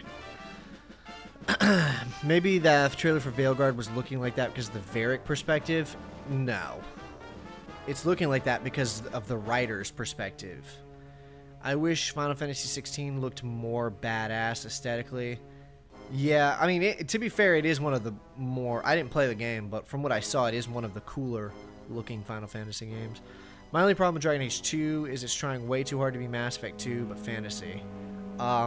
That's a fair criticism, but I actually prefer Dragon Age 2 to 1. I used to love the TIE Fighter because you got to play the bad guys and just kill rebels everywhere. Yeah, TIE Fighter, that was great. We need more of that. Or more like KOTOR 1 and 2. Varric does like to embellish. Varric stuff was always a bit whimsical. Okay, I don't think you guys I don't think you guys are thinking about the same like thing when I say whimsy. I thought the gameplay trailer looked fine. I respect the hell out of BioWare for ditching the live service BS. Oh, yeah. Well, we hope that they ditched it for real. We'll see when it releases. You don't have the Carnival rights yet, though. I just feel like people have been so mad at BioWare since 2012 that they will just have problems with anything and everything that they do not matter. Okay, so this is probably just me, all right? And I feel like I shouldn't have to say this, but I do want to say it anyway, just a disclaimer. It's totally fine if other people are excited about Dragon Age game or any game, right? Like, whatever. I'm not here to rain on anybody's parade. If somebody looked at me and said, well, I'm actually really excited for Dragon Age Veilguard, I'd be like, dude, that's fucking awesome. Like, I'm happy for you, man. I'm happy that, like, this game, if you are excited for Veilguard based on what you've seen, then you're the target demographic. Like, you are who they're trying to appeal to, and that's cool, and I'm happy for you. And in that instance, maybe it will perform well, right? But me, being who I am, and as someone who was a fan of the first 2 games, I like games that are like like almost cringy in how like edgy and serious they take themselves and shit like that, right? I fucking hate I hate the plucky self-aware hero shit, right? So like in the start of the trailer for Veilguard, they're like effortlessly beating these thugs while having a conversation about it, and it's like lighthearted, and that's what I mean when I say whimsical. It's like lighthearted, it's harmless. It's harmless. There's no threat. There's no threat at all. It's like the hero's like, oh, you know, this is blah, blah, blah, blah, blah. I want something that's like fucking edgy, you know? I want it to, it's like, if there's a threat, I want the characters to be taking it seriously, not like chatting it up. It's like, oh, where are we going to find this person who matches all of the descriptions? Like, oh, look right there. I fucking hate that, dude. So, you know, if you're hyped up about that and you love like that kind of writing, it's like the Disney Marvel cringe. Yeah, that's exactly what it is, right? So I'm the kind of person, I like the Daredevil series. I like when it's obnoxiously like serious. I don't like the self-aware shtick. The old philosophy of different strokes for different folks. Now Doom the Dark Ages for me. Okay, well, I'm glad for you. Honestly, Doom the Dark Ages is probably a lot more for me than most of the stuff that was shown, but I wish that it had been more like sadistic and like bloody. Not bloody and gory like blowing off things' heads, but like Doom 2016, where you watch a Hell Knight like rip a person in half and see his like intestines fall on the ground. Like that. Like threatening. Like horrific. Threatening. It should be devastating. Like you should be the enemy should be grossly like threatening, and they're not in the Doom the Dark Ages. It all just looks like NPCs meant for me to kill. And that's annoying to me. Anthem is still in my backlog. Oh, dude, that game is not very good. I played that for a few weeks when it came out, and I didn't like it. It was cool for the first 3 hours, and then it wasn't. It's about a balance between serious and lulls. Stargate SG-1 was a show that struck that balance perfectly. Yeah, I think there's something to be said for that, but I don't think every fucking thing ever should be that, you know? I think some things should be a lot less serious, a lot more like lulzy, right? So like Wolverine and Deadpool movie, right? That should not be edgy and serious. But for fuck's sake, every game I saw was either melodramatic, like indie game, like pretentious indie game, or self-aware, lulzy, whimsy bullshit. I didn't see a single game there that I felt like was marketed towards me, if that makes sense. Andromeda was fine. I mean, I don't know. I didn't beat it. Hopefully Dragon Age Veilguard won't go a T-rated direction. I would be... Oh, no, it'll have an M rating because it's going to be incredibly, like, sex-loaded. Like, already the topic of conversation on... When I checked Twitter or X or whatever, already the topic of conversation around Dragon Age Veilguard is about the sex. It's about how every character is pansexual, and people are either upset about that or they're not upset about it. It's going to be infra-mature, but it's not going to be infra-mature because it's intense. It's going to be infra-mature because it's just filled with a lot of, like, sex and nudity. They even confirmed there's going to be a lot of nudity in it. It's going to be infra-mature because it's gross. I mean, maybe not even gross. That might not even be the right term, but because it's not going to be from being intense. It's just going to be, like fucking... I don't even know how to properly explain it. It's going to be a very harmless game. Yeah, nobody likes live service games. And they're liking them less and less. SG-1 was basically my gold standard for that particular balance. Not everything needs that balance, but that balance should still exist in some form. SG-1 was pretty good, yeah. The earlier seasons in particular. Showcase-wise, I'm only looking forward to Fight Sim 24. Looking forward to Frostpoint 2. Alright, that's fair. Wolverine and Deadpool have weapons that kill people. It had to be a bit edgy. It's true. Wolverine's power is just machete hands, so infra-mature like Baldur's Gate 3. Yes, less safe horny. That's gonna be the kind of infra-mature that it's gonna be. I liked flying around in Anthem, and the Storm class was my favorite. Londe. Yeah, nobody beat it because it was boring. But yeah, I would say flying around was the best part. They nailed that part.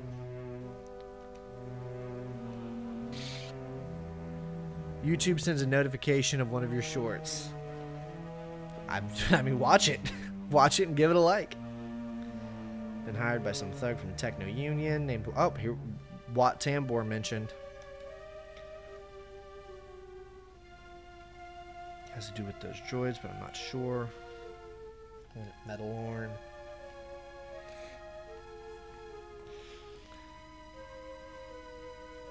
Good luck, Jedi. It should be related C for Coomer then. Yeah, God, that's just a big part of the conversation right now, and it's really sad, man. Like, I'll wait and see. I'm not going with high expectations. I'm not going to let them. I'm not going to lower them into the Earth score either. Mine are lower than the Earth score, man. Mine are in another dimension.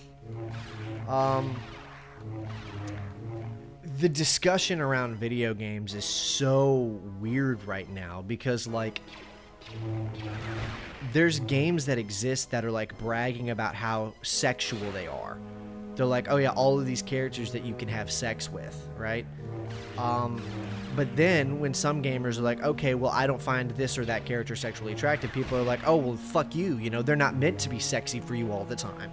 It's like, okay, but like Baldur's Gate 3 and Dragon Age are clearly, that's clearly what they're trying to do, though. I don't know. I'm trying to stay out of that conversation because I don't like any of the people on either side of that. You know what I mean? Like, fuck me. I want edgy games, man. I don't want any of that in it. Just want another Deus Ex game? You and me both, man. Devs are becoming more and more Coomer and pretentious to be better than customers. Yeah, that's definitely very true. There's a lot of these developers give off like porn addict energy in like the worst possible way. Glad you still have some hope, man, but me and a friend who met ME3 and just writing them off. Find it ironic that people like Neil Druckmann critique sexualized female characters, but then show outright that in The Last of Us Part 2. I already said P-O-R-N-E, but whatever. Lizard Sex, Mass Effect 3 with extended cut, a lot better than the Deus Ex should get another game. I've heard rumors. Perfect Dark looks pretty good. That'll probably tie. I mean, we'll see. We'll see if it's good, but assuming Perfect Dark is pretty good, that'll probably tide you over until we get another Deus Ex. Yes, Wolfenstein: The New Colossus had those vibes hard. And the fact that people act like the extended cut doesn't exist. Yeah, intellectual dishonesty is really frustrating. And that's where a lot of these conversations, especially with like the way these games are being developed, go, is intellectual dishonesty. I find it funny that one of the bigger points of Cyberpunk was where it was they took so long to release the game that they waited for people who wanted it to become adults. I mean, it happened. It certainly happened. Cyberpunk is one of those games that everybody didn't like it right at first, but don't remind me how they freaking ruined the Wolfenstein reboot. I'm still mad about that. Yes, dude. Wolfenstein 3D was one of my first games growing up, but I mean, leave it to these losers developing these games to ruin what should be like a badass experience. The New Order was like a half-decent game. Like, that one was pretty good. But after that, man, New Colossus was fucking rough. Deep State is looking like Deus Ex meets Resident Evil. I didn't see anything on Deep State. I should look into that. It's the second or third best Far Cry game. I briefly considered a Far Cry series at some point, but nah. It's too many of them. Wolfenstein 2, New Colossus. I turned that off after seeing BJ survive a decapitation. Yeah, at some point they stopped trying.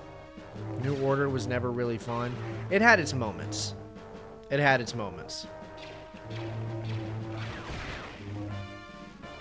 Self-titled one on Xbox 360? Well, of course. It's because it was by Raven Software. And Raven Software are like They're old school darlings of the video game industry, now sent to the Call of Duty mines to develop the Omni movement shit for the Black Ops 6. Yeah, the self-titled Wolfenstein, same people who did that did Jedi Outcast and Jedi Academy, so keep that in mind. Isn't that also the one where his pregnant wife goes shirtless and shoots dual assault rifle? God, no. Yeah, that's the new Colossus.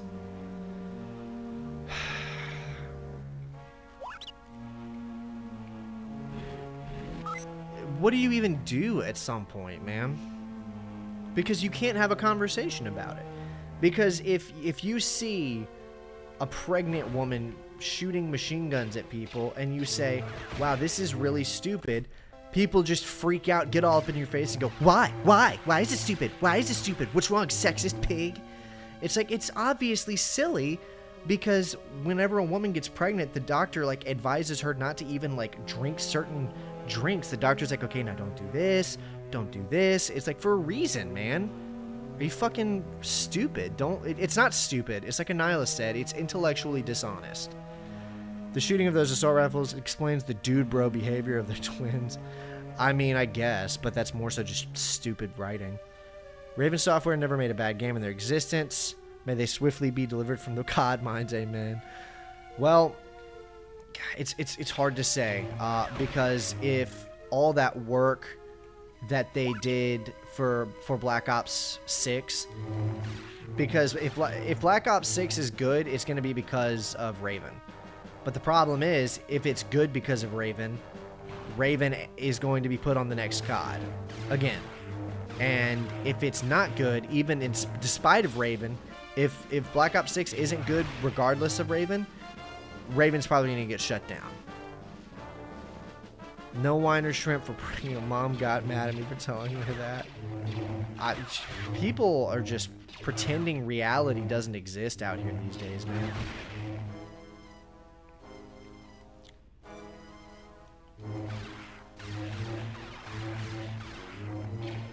Pregnant warrior trope is the most... Oh, yeah, dude, it's super fucking bad. I just don't understand why people want it to be a thing. Like it's empowering or something. Like, I guess it comes from like an internalized like fear of being like vulnerable in such a vulnerable physical state. But like that's part of the natural order of things. It's supposed to be a beautiful vulnerability. Surviving a decapitation, only be dropped down a convenient tube. Yeah, that was probably more stupid.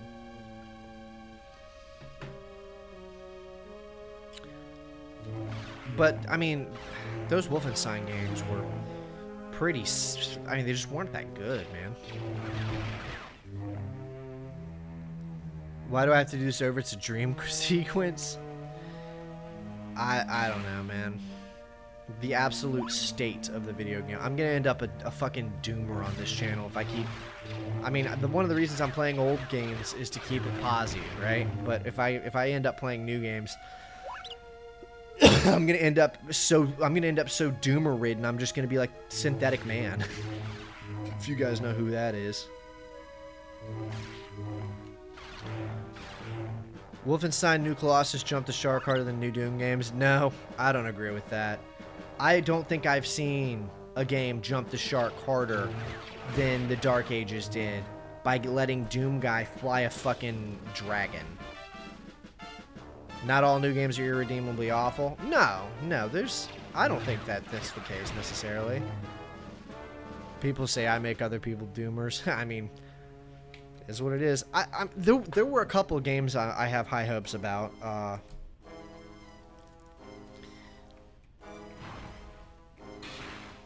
Stalker, please do not become Synthetic Man. Yeah, he's so far gone, man. Poor bastard.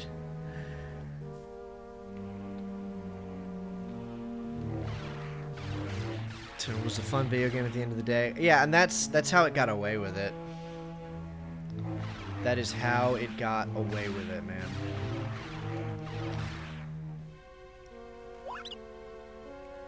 God, this section is such a fucking drag. Stalker 2, that was one of the ones. Yeah, I'm pretty hyped about Stalker 2. Attack of the Clones GBA game, how is it? This is actually not the Attack of the Clones GBA game. I played that already. I didn't do that one on stream.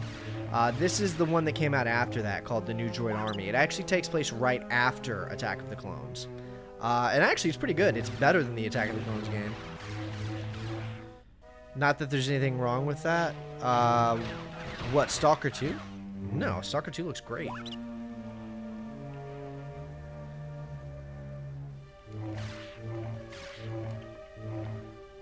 No, I'm hyped about Stalker 2. I have never played a Stalker game though, so like I don't even know what it should look like, honestly.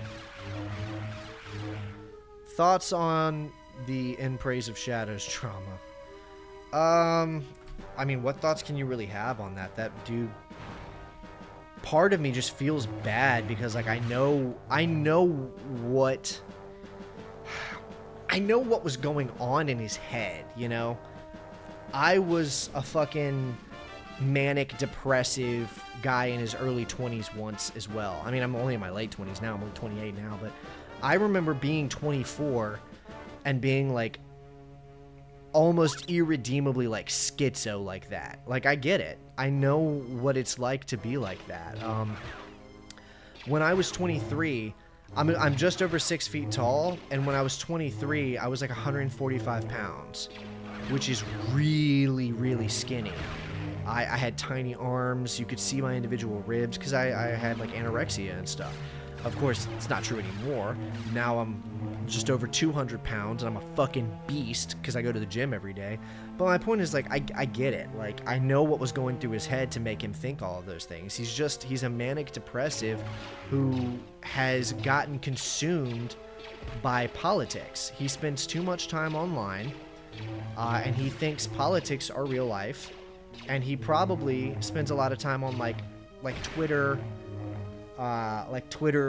subthreads and stuff, where he convinced himself that most of the world had shared his beliefs, and then he came out into the real world and realized it's actually a very diverse world out there, and there's a lot of people with different beliefs, and accusing people of awful things with no proof is impossible. You should not impossible. It's irresponsible, and you shouldn't do that.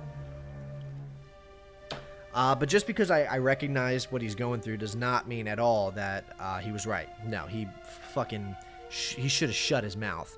And the fact that after that he cut out that part of the video, then he took the video down, then he apologized, and then Discord messages were leaked that he didn't mean those apologies. He just said them because he was trying to get flack off of him. I mean, that's pretty gross. I don't want to justify the way he acted. Faking an apology and then having Discord messages leaked that says, actually, I still hate Wendigoon and fuck him and all this stuff. You look like a bad person, right? Like, I feel bad for him. There's a lot of people who are like, yeah, fuck that guy. You know, he did it to himself, and he did. But he's probably got mad mental issues and just needs to go to the gym and eat right and socialize with people more, spend less time inside online watching horror movies and talking to people on the internet about how important horror is, and go spend more time outside interacting with different people with diverse backgrounds and different opinions. That's what happens, man. That's why you should never spend that much time inside on the internet. You'll end up like that. It's not good. You'll forget about the diversity of thought out there. Metro is a series that's been consistently amazing. Yes, so far. Doom Eternal DLC had some guy ride a dragon. Yeah, Doomslayer did that. Are you playing as Anakin? Yes. Missed this game so much. It's pretty sick. I like this one more than the other two I played so far on GBA. There's a new sci-fi game called Exodus in the works, being made by some ex-BioWare devs. Haven't heard about it, but that's exciting. First person make me feel bad about Shadow. Yeah, don't feel bad for him, though. Just try to recognize what was going on. Was a little stretched, in my opinion, but still great. Anakin is so beautiful in this game. Yeah, if you can tell where he is on the screen. We were talking about In Praise of Shadows. Feel bad for the person that mentally abused me for 3 years, but I'd never want to talk to her ever. Yeah, that's probably the best way. Feel bad, recognize, accept the reality. Doesn't mean you need to do anything about it. Thoughts on Anakin and Revenge of the Sith. Love them both. We were never technically together. Jealous whenever. Okay, I mean, yeah, you can't keep people like that around you. Politics are real life. There's something people could take to heart. Yeah, listen. if politics are super important to you, you know, that's really great. You know, it's good to take a stand on things, whatever you believe. It's a really big mistake to start, demonizing people who don't share your beliefs or whatever. But I swear to you, if you start making like politics like the most important thing in your life, or if you start making decisions based on politics, you're gonna be miserable. Like, you can make all of the reasons for doing so in the world. You can be like, oh, well, you know, this is the moral thing to do, it's the right thing to do, well, we have to take a stand, blah, blah, blah. That's fine. Whatever you got to do, I'm just telling you, you're going to be, your life is going to be very unhappy, because the politics game is one that is built around unhappiness. That's the whole point. You rile people up politically because you need to make someone, in order to get them to stop doing shit that improves their own life, their own personal life, and go vote for somebody, or to support your campaign. You have to make them unhappy. You're never going to get someone to support your campaign or to vote for you or to post about you by making them happy. People don't post about shit that makes them happy very often, and when they do, nobody listens to them. The only way to do that is to make them unhappy. So if you were falling for that, you were being made unhappy so that you will respond to the political marketing campaign. It's you're a victim. You're a victim of like gaslighting. There's 3 things I never want to talk to people about: religion, politics, and money. Very fair. When you think about Call of Duty zombie franchise, Evan, do you think Call of Duty is a zombie franchise? I mean, clearly not. Zombies is only in a handful of Call of Duty games, and it was a mini game at that. I mean, it was pretty expanded. It was very deep and a very popular bonus mode, but it was a bonus mode nonetheless. I would wager 3 out of every 10 people who bought any given Call of Duty game were doing so for the zombies mode. 3 out of 10 is my prediction. I like to think the book is what Anakin thought he said, and the movie is what he actually said. That's brilliant. That's really funny, actually. I am a political person. I still enjoy normal stuff in life. Don't become permanent on the line political slave. That's fair. That's a good stance. Revenge of the Sith is my 3rd favorite movie in general. That is also a very valid stance. Revenge of the Sith. Revenge of the Sith slaps.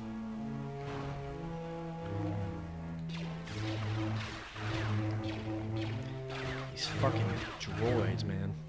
There's a Mass Effect board game coming out this year that I'm honestly actually really excited for. Priority. I don't know anything about that. I don't really play board games. Ever since I moved states, I don't really know anybody around here except my girlfriend, so I don't really have anybody to play board games with anymore. Here we go. It takes place either during Mass Effect 3 or between 2 and 3. I don't remember. I mean, it would have to, right? Well, I mean, I guess it could take place before any one, but certainly couldn't take place after 3. Like, you know, unless it was like set in the Andromeda universe. Thoughts on The Phantom Menace and Attack of the Clones as films? Stellar, brilliant, awesome. I love them.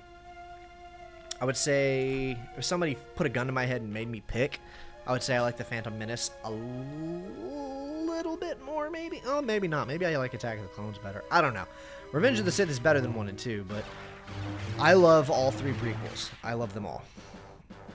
I need more board games in my life. Shut up, it's not a problem. I can quit whenever I want. Hey, man. Do what makes you happy. Just make good decisions. That's all I'm saying. This is a planet where Shadow Broker set up. Oh, okay. Milky Way. So, yeah, it'd have to be pre-Andromeda. Pre-3. Revenge of the Sith is my top 5 movies. That's a good choice. I adore the prequels, as do I. Yeah, that's my hot take, because I actually like the prequels more than the original trilogy. Which, I love the original trilogy, of course, but if someone asked me if I wanted to watch A New Hope or The Phantom Menace, I would rather watch The Phantom Menace. If somebody asked me if I'd rather watch Empire Strikes Back or Attack of the Clones, and this one's going to piss people off, probably rather watch Attack of the Clones. Somebody asked me if I'd rather watch Revenge of the Sith or Return of the Jedi, I mean, you guessed it. I'd rather watch Revenge of the Sith. Yeah, what's your hot take?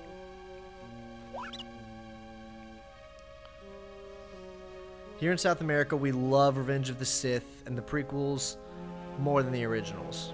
Fair, fair. Andromeda has some good potential in it. Really hoping it gets swept under the rug. Yeah, you were saying that last time. Yeah, it's never good to just sweep the old stuff under the rug, unless it's Disney films. When they re-released The Phantom Menace in theaters, I unfortunately decided to go right after a full 9-hour workday and was exhausted. Yeah, I pre-planned my Phantom Menace experience months in advance, just so I could have an enjoyable experience. Return of the Jedi is better than Empire Strikes Back. Okay, that is a very hot take, and I'm not going to agree with you on that one. Mitra's giving you a side eye. Maybe she wants to be walked. I like 1990s American Godzilla movie. Okay, that one's pretty hot take. But you probably like it because it's silly, right? You like that it's a goofy, fun time.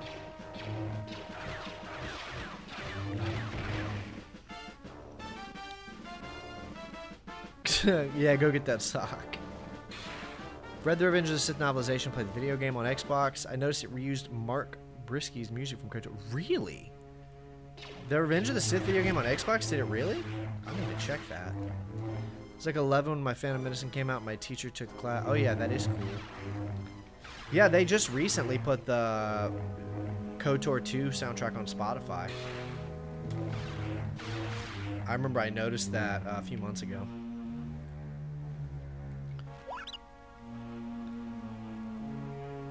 I like the 2004 Van Helsing and the 2019 Hellboy. I haven't seen either of them. Hot take would be if someone said that the original trilogy is overrated. Yeah, I mean, that would be a pretty hot take. Make good decisions. So I'll take that advice to heart. Yeah. I mean, definitely be conscious of the consequences for any given decision you're making. That's probably just a wise idea to keep in mind. What do you think of the Darth Jar Jar theory? Stupid but fun. It's fun, but it's stupid. Empire, believe it or not, is actually the weakest of the 6 films by Lucas. It's the least close to George's vision for Star Wars, and he had very little involvement. Empire, okay, well, I mean, that might be some of what made it better. I like Van Helsing, but okay, I haven't seen either of them.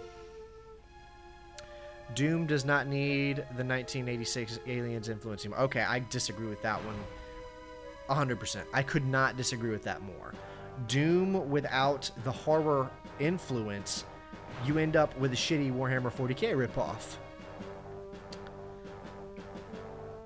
Doom, the Dark Ages, I'm not going to get into all of that. I don't agree with you. I think Doom needs the fucking horror influence. Okay, we're going this way.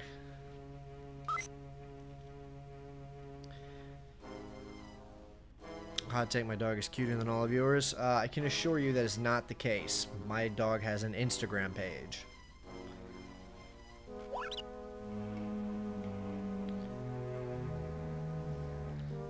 Look at Anakin's strut. Another hot take. Prequels villains are better than OT villains. I don't think that's a hot take. I think most people would probably enjoy that. My dog is Cujo. Welcome to the stream, Rycroft. Speaking of Doom, Doom 3 is very underrated. Yes, I agree with that very much so. Doom 3 is definitely underrated.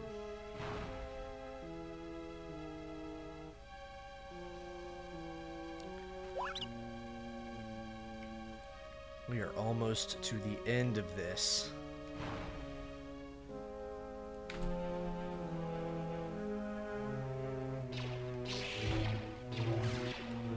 God, these drones are the worst.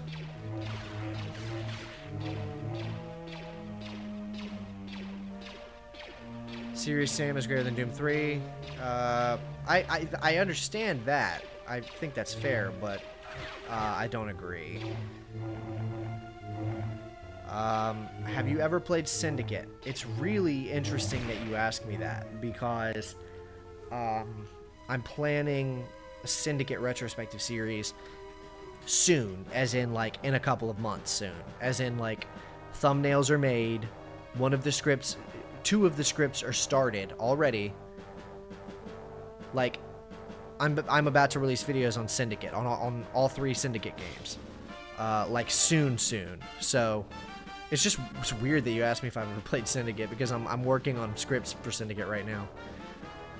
Serious Sam is pretty great. Most underrated game of 2004. It probably is Doom. Is saying that Jedi Survivor is a good game a hot take? I think most people think it's a good game. They just thought it was poorly optimized for PC when it came out. Great AI there, guys. I don't know what that means. Would you like a Dark Forces remake? I think he means like ground up remake, like to play like a modern game. Probably can't trust anybody with that. You might like Satellite Reign. It's an indie spiritual successor. I've heard of that, actually. It came out in 2015, right? I was reading about it while writing the script for Syndicate, actually. Is Jedi Knight Dark Forces 2 your favorite Kyle Katarn story? Yes, actually it is. I think I said that in my full series video. Look at this cutscene.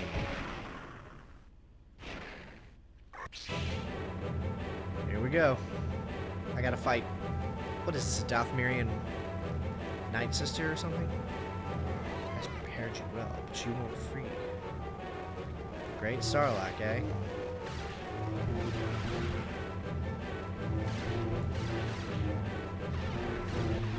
Nah, I won this battle. It's over.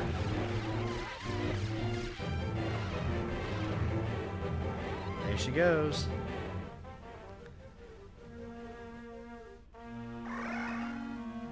Oh, look, there's Obi-Wan. Helping to smuggle a substance known as cortosis.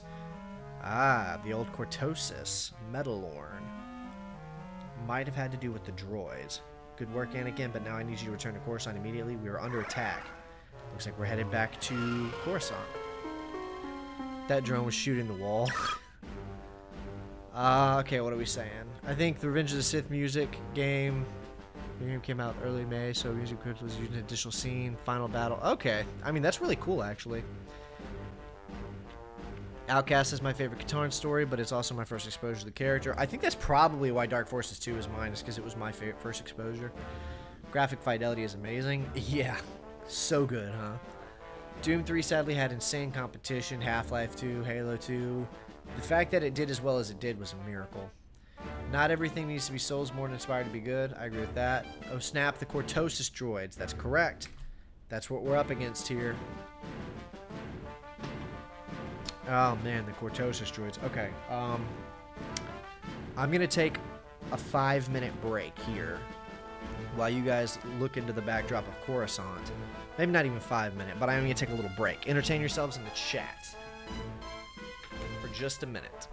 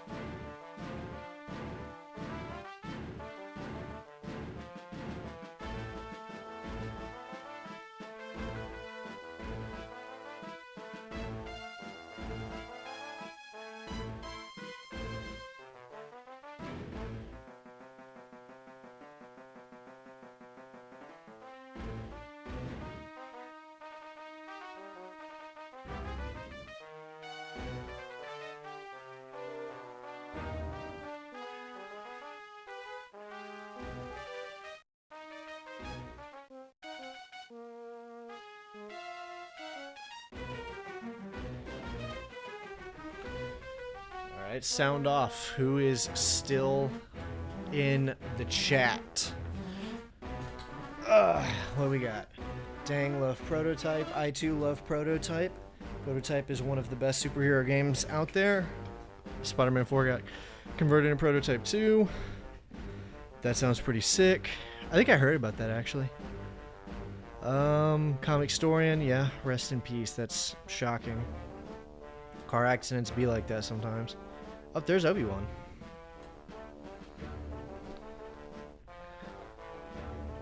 Are we so back? Let me... Okay, let me do this. Prototype killed both Prototype and Spider-Man 4. Yeah.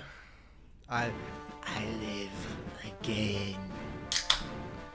Cracking open a nice ice cold cherry bubbly. Attacking the underlevels of Coruscant. Jedi are out in force against them now, but the droids are well organized. I'm returning to the temple for reinforcements. Shall I come with you, Master? Join the fight here. I faced the Cortosis before. It will take all of our strength to defeat these droids. Situation is desperate. Now go, and may the Force be with you. Where's he going? Obi-Wan, where you headed, bro? Is he about to ride the speeder away? Oh, he's just gonna hang out here until I leave. Alright, well, it's pretty cool that we're on Coruscant, right? That's pretty cool. Wish I had a cherry soda. Well, it's actually a cherry sparkling water, but...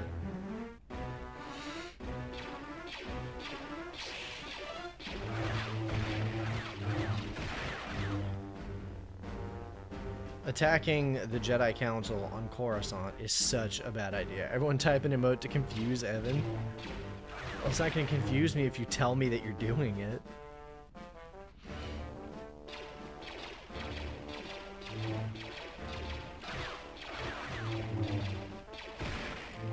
There's a bunch of watermelons. Watermelons are really good for you, though. We should all be eating more watermelons.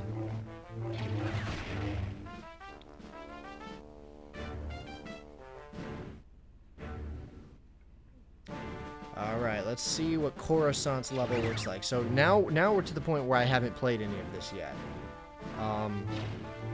Previously, I had played Tatooine. I just lost all the footage of it. But this is all new territory.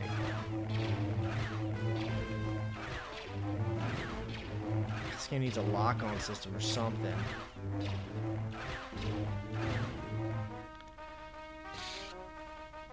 Okay.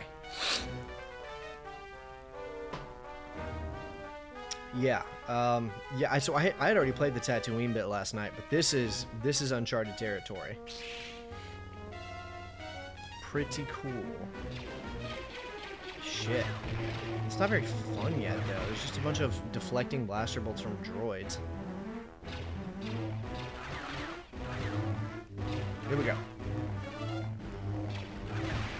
I like how they're like a mini versions of Darth Maul's ship.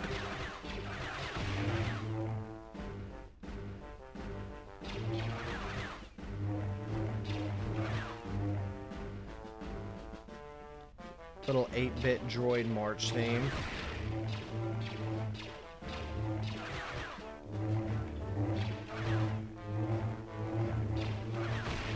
There we go.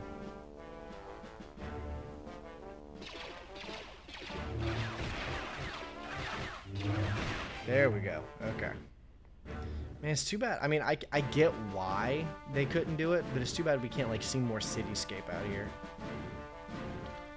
But, I mean, this is already impressive for a Game Boy Advance. Anakin is sensing a disturbance in the Force, which means safe state. What is that? You must be Skywalker. My name is Trenox. You've been causing us some trouble. Well, boys, it looks like I'm gonna have to fight Trenox. Be time to rethink your path, my boy. The age of the Jedi is at an end. People are just blowing him around. Trenox has a red lightsaber. This perspective reminds me of the old Fallout games on PC. It's pretty similar. How is there just a dark Jedi with a red lightsaber named Trenox wandering around the Jedi Temple? Typing my message and then deleting it didn't work. No, because I saw it. Longtime fan, first time commenter. I love your Star Wars videos and your informed opinions. Damn, love to hear it, man. Yeah, welcome to the chat. Welcome to the live stream. Got, obviously, as you see, I'm working on another Star Wars video right now. This one is every Star Wars game for the Game Boy Advance. Yeah, lots of cool stuff on the way if you're a Star Wars fan, and if you're looking for informed opinions, you've come to the right place. Because I'm right about everything, and anyone who disagrees with me is wrong. Are these streams archived? Yes and no. Okay, so essentially, when I stream Knights of the Old Republic, I stream it once a week. That, I stream it publicly, so anybody can tune in, but they get archived for members only. So, you know, I have to give my members some kind of benefit. So only members get to go back and rewatch my KOTOR live streams. But this one will be open to the public. That's the plan anyway. So this one's going to be available for anyone to watch.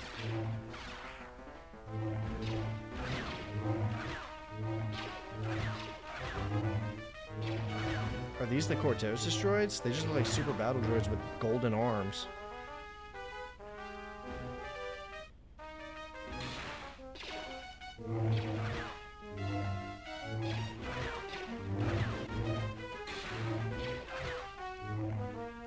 There we go.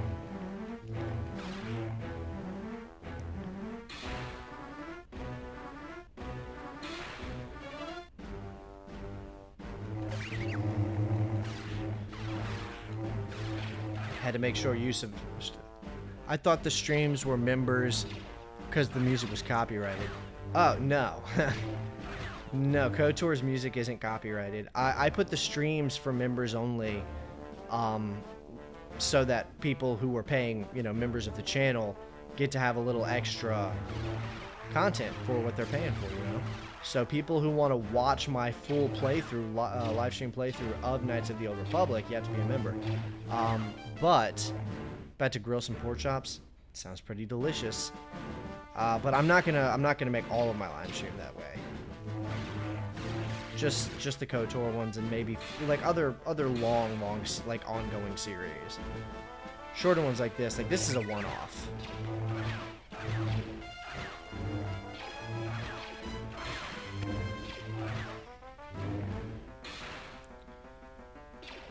The design is actually pretty cool.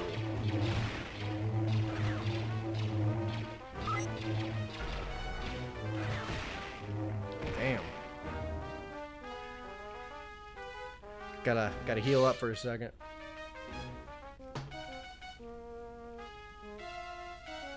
Gotta say, game actually pretty good.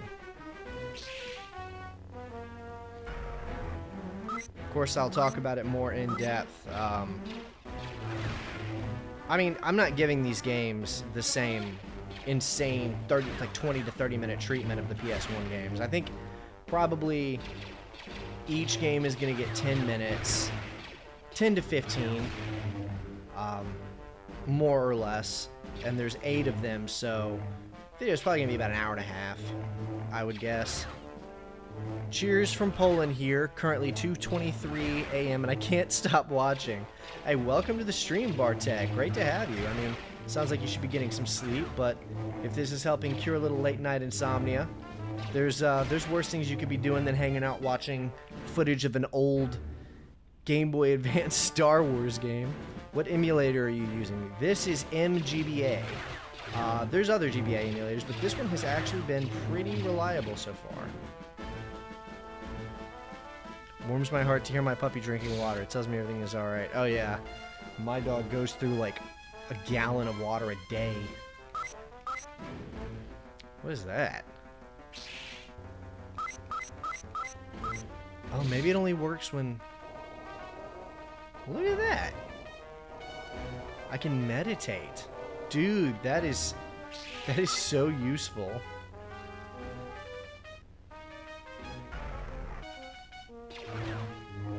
Oh, it's over for these people now. I can just meditate and get my force powers back up. That's pretty dope. I'm not gonna lie. I like that a lot.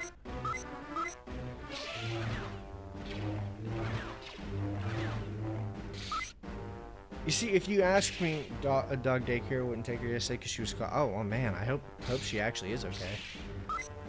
I had a scare with my dog a few weeks ago. I know how that is. So far, I probably would not recommend anyone bother going back to play the other two Star Wars games that I played so far, that being Jedi Power Battles and the Attack of the Clones adaptation.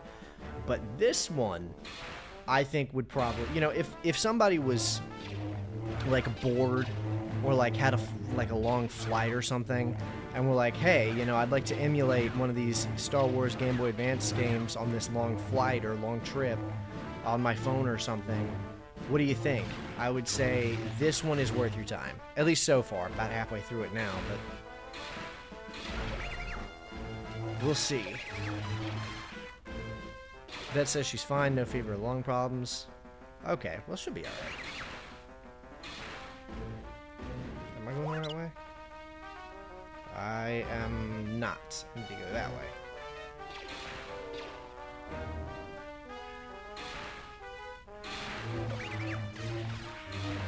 And the animations are actually pretty great. That's just a regular Super Battle Droid. Oh, wait. Here we go. Plus, I mean, look at the move sets. That's not, like, random either. There's certain inputs for each of those moves. So, like, there's an input for the jump one. So, like, that's the jump. Depending on what you do, he'll do different attacks, and I think that's pretty cool. See, like that? It's pretty well made, man. I'm surprised that there weren't like 5 more Star Wars games exactly like this.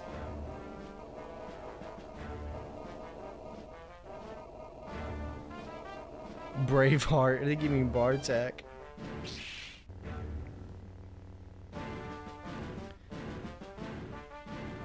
Which way are we going? Yeah, that's something I was thinking about. Like, I would love to have like 24 games, Star Wars games that play exactly like this, but are just like expanded universe Star Wars stories. Like Heir to the Empire story, but this. Like, imagine this game but like fighting stormtroopers.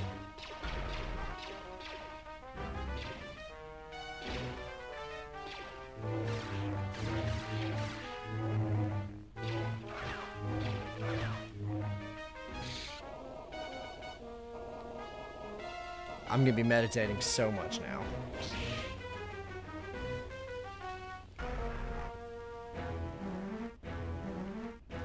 Which way am I going? This way. Gotta stay on track, that's for sure.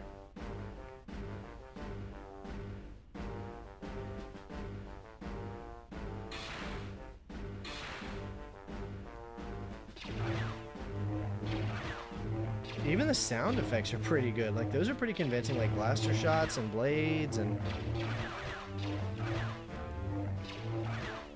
the power of meditation, just not while driving or operating heavy machinery. Yeah, that's not for the average Jedi lifestyle. No holy water for you. Sorry, nature.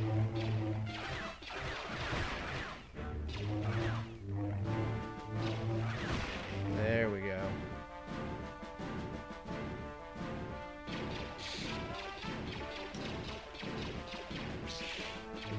Jeez.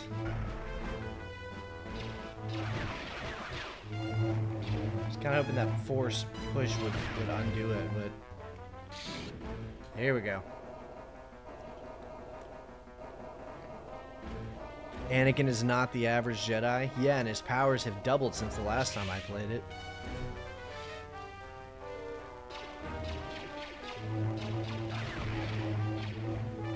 Twice the pride, double the fall. Brought to you by Death Sticks. Nah, you want to go home and rethink your... Shit. You want to go home and rethink your life.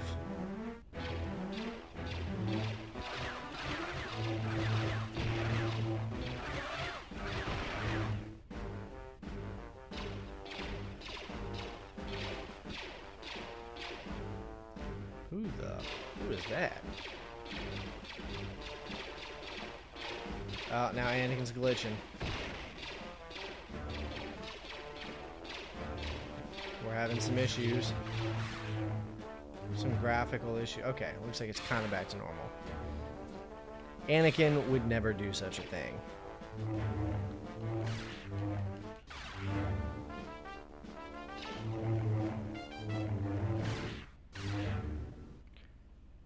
Tired. Oh yeah, yeah, I believe it. Even I'm getting kind of tired. I've been live streaming for 2 hours.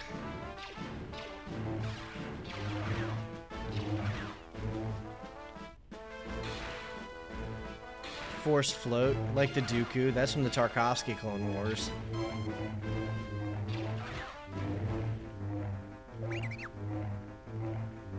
Just fire a shot.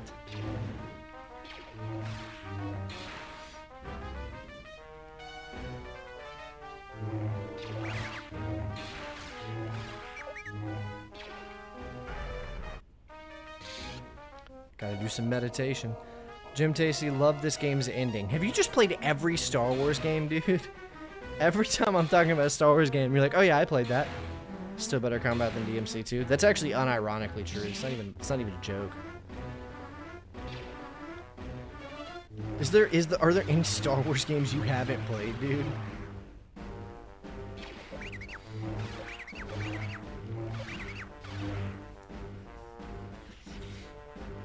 For those who don't know, by the way, Jim Tasty is also a content creator, and he does pretty good work on live streaming. I don't have a Twitch account, but I always see he's streaming over there, and he always seems to be streaming good stuff. Did these guys also make Revenge of the Sith GBA port? Kind of similar animations. I actually don't. I have no idea. I don't think so, though. A lot of things are better than DMC2. Yeah, that is also true. Played this 2 years ago for the 20th anniversary of Attack of the Clones. Solid game. Oh, so what? Did you just play every Attack of the Clones game, or because this is an odd one? I mean, it's great so far. It just kind of feels like an odd one to choose.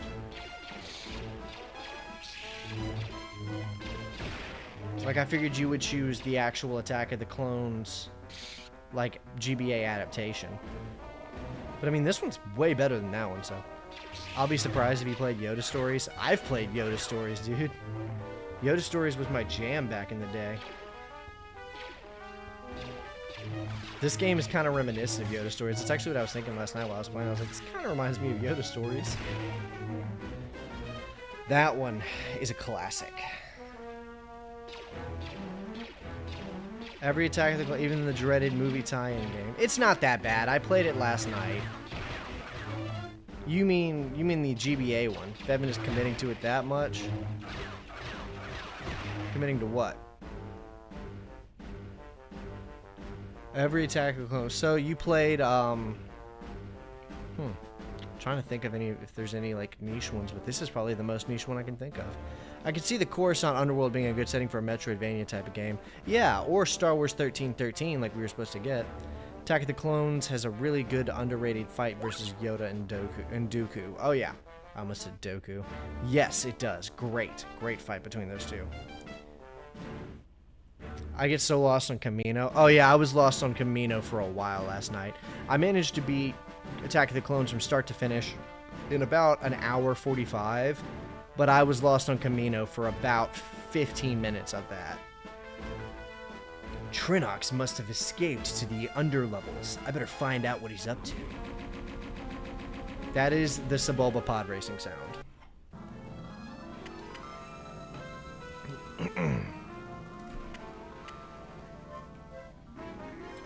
Alright, well, we're Dooku's evil twin. Well, we're in the underworld now. This is pretty cool. Is that a joke? Oh, look!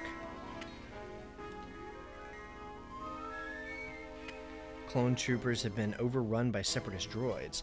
There are too many for us to handle and some that are resistant to my lightsaber. Barris, I'll take care of this. I've dealt with these droids before. Oh, look, clones! Be nice if they were useful. Fancy seeing you here. Oh, Scott, you already know Jim, huh? Cool.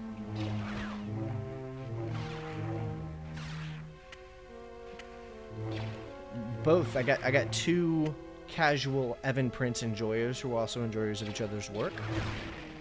Played Halo Infinite with Jim one time and went off with my Rocky Balboa impression before she got ruined. What's that? What Barris getting ruined? What's that referencing? Is that referencing something, or am I just not remembering something? Wouldn't it be Dooku's good twin? No, not if Dooku was already the good guy to start with.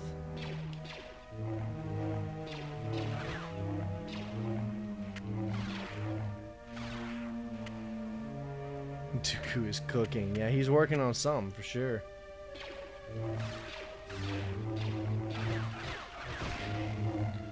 We have to play again, bring more impressions. Yeah, Scott's got quite the impression. Quite the... Damn, that one was tougher.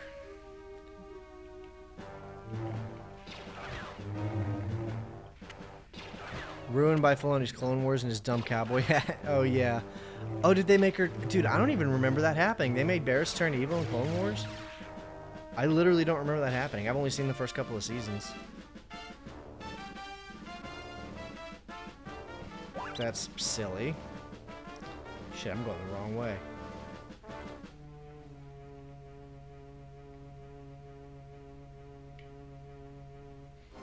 This is for Order 66.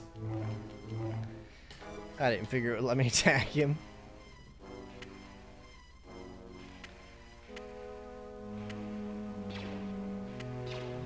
Huh.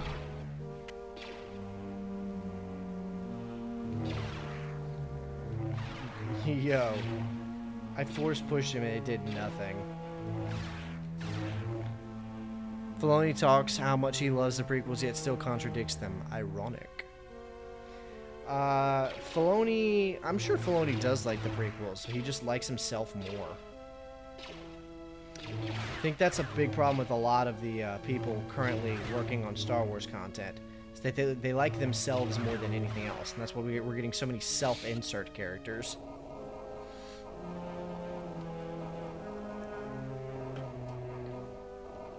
I think one of the things that makes Anakin so compelling is that he is obviously not a self-insert for Lucas.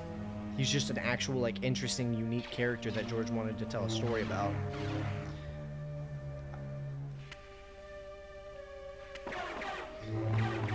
Oh, shit.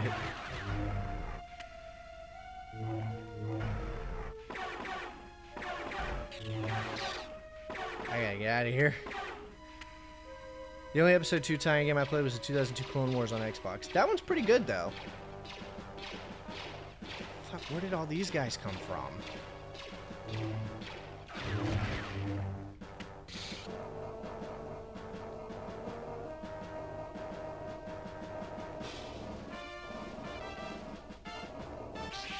Let's go. Again, the animation quality is actually so good.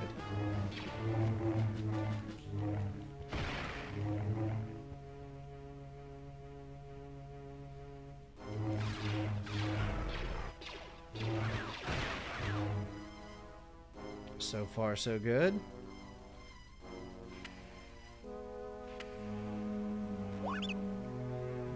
Making our way there. We gotta go find, what's his name? Trexton? Didn't Civvy have a stupid Star Wars name counter? Where are you now? This is Coruscant. Missed the Xbox game, the old pandemic games. Bro, just that generation of consoles, what was it? That was 6th gen, I believe? Gold. 6th and 7th gen were the golden era of consoles. Just the golden era of gaming in general.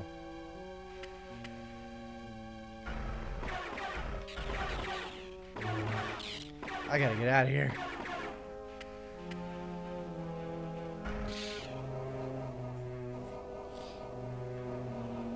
Yeah, there's this old, edgy Xbox game I want to do a one-off retrospective on near the end of the year. Also, I want to do a video on a horror game for Halloween, but I have not decided what to go with. While I've got everybody in chat, anybody have any recommendations for what game I should cover for Halloween this year? Just because you suggest it doesn't mean I'll use it, but I might.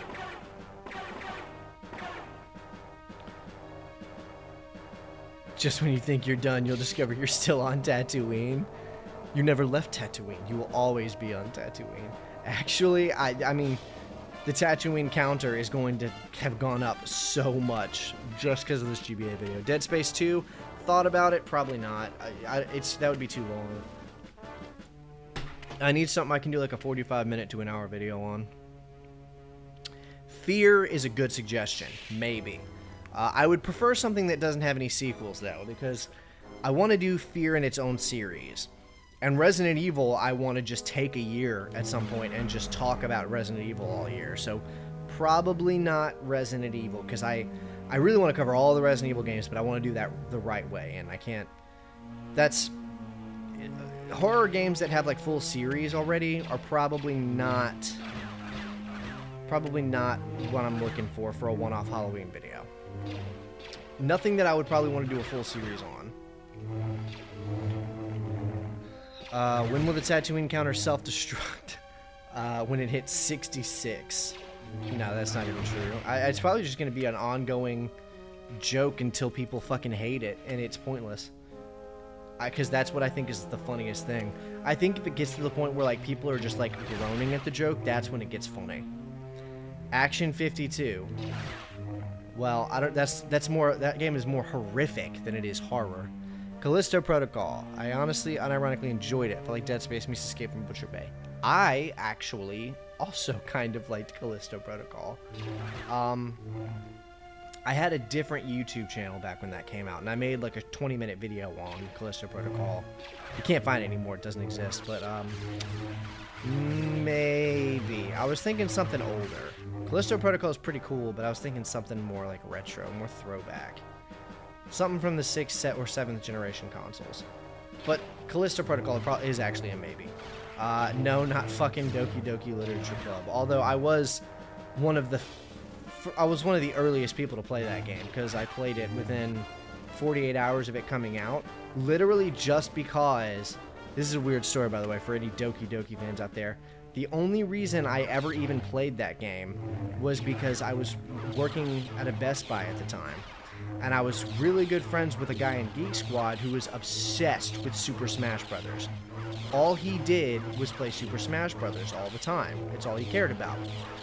And the guy who made Doki Doki Literature Club is actually, previously he was a Super Smash Brothers mod developer. He did mods for Super Smash Brothers Melee, which was my friend at the time's favorite Smash Brothers game was Melee. And this guy did mods for Smash Brothers Melee, or something like that. And he was working on this mod, and then he released Doki Doki and sent it out to the people who followed him and said, hey, I just made this visual novel horror game. So this guy was one of the first guys to play that game, and then he reached out to me like the day after it came out, was like, dude, you have to promise me you'll play this. He made me like promise and do all this shit that I would go home and I would play it in one setting and wouldn't look up anything about it. So I mean, I did that, and it was an experience for sure. How about Dark Watch? Oh, Dark Watch. That's a good suggestion. Dark Watch is a maybe. Dark Watch is a strong maybe. See, that's what I'm looking for. I'm looking for... Oh, I've played Dark Watch before, dude, and I think it was an Xbox game. I don't think it came out on the PS2. It may have, but I'm pretty sure that was an Xbox game. No, I played Dark Watch. I used to love that game as a kid. I'm looking for a game that like doesn't have a sequel, so probably not Parasite Eve. Eternal Darkness is a good suggestion, but maybe not. Dark Watch is more likely. Alien Isolation, probably not. I mean, Amnesia is a series, right? So that's the thing, is Amnesia has fucking 2, 3, 4. Amnesia has 4 games.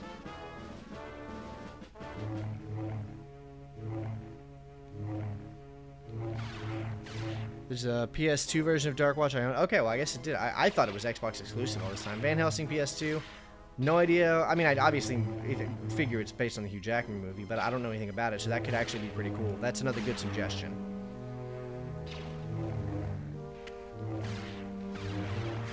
Keep suggesting them. So far, Dark Watch is my favorite suggestion.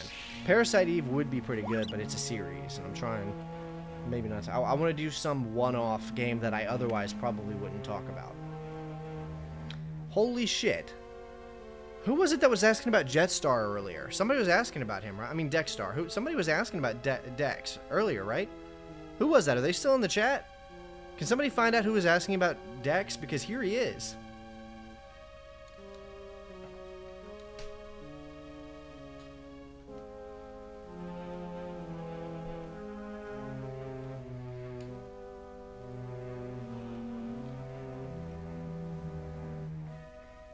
Visit the Cocoa Town more often. The Hunter Reckoning. I don't even know what the hell that is. It's over, Trinix. Back down. Don't give me commands. Oh, am I playing? Oh, okay, no, that's a cutscene. But that is a world of darkness, so that's kind of a rabbit hole. Hunter the Reckoning is a world of darkness? Interesting. Sounds cool. Delta and Omega Squad, my XCOM. Oh. Don't know anything about XCOM, really. I mean, I've heard really good things. We got some patrons. Okay, let's not scare them away with my laser sword.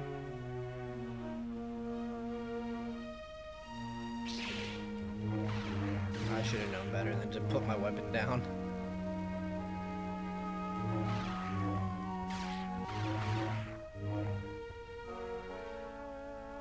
Where are you at, Trinix?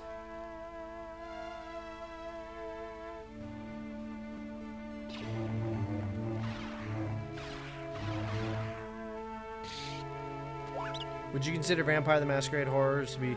I mean, that's definitely a Halloween kind of game, but it's huge. It's too big.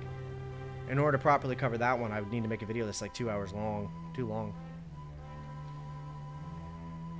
That one Rockstar Private Investigator game? Dude, I don't even know what that is. The only one I think of is Manhunt. Although Manhunt actually is a pretty good pick. There's also Prey 2006-2017, neither of which are related to each other. Prey 2006 kind of fits the bill of Halloween. Prey 2017 is spooky, but it's not, I mean, it's not really Halloween, you know what I'm saying?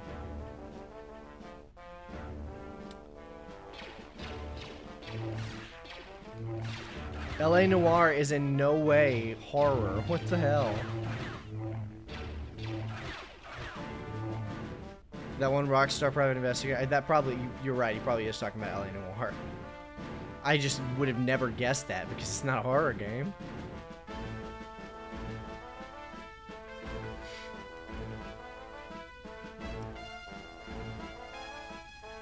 Uh-oh. That doesn't look good. I gotta figure out how to deal with that.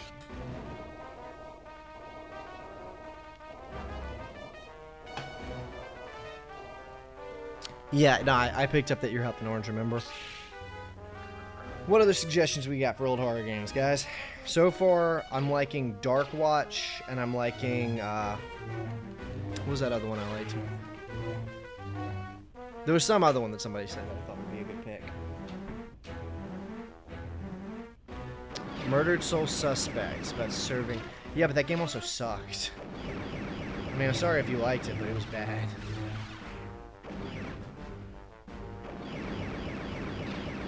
I wonder if those turrets can be destroyed.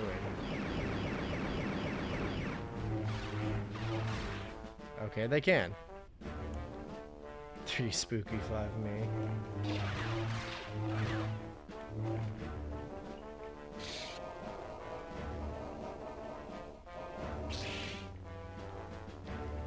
Yeah, I rented that game, and I played it for a few hours, and I was like, bro, what the fuck is going on in this game? Yeah, Vampire the Masquerade is a really good game, but it's huge. It's just, I mean, I've seen some videos that cover it in like an hour, you know, but...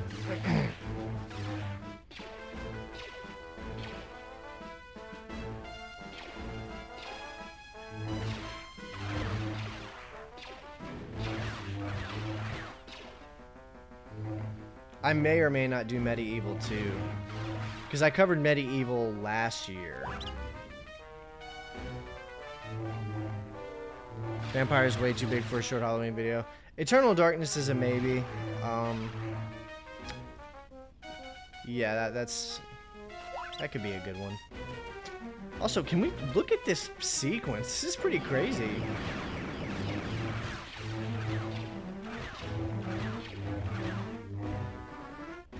And so far, this has been much longer than the other two GBA games I played so far. The Jedi Power Battles and Attack of the Clones game. This one has been much longer. I would have beaten those by now. I would have beaten Attack of the Clones and already been halfway through it a second time by now.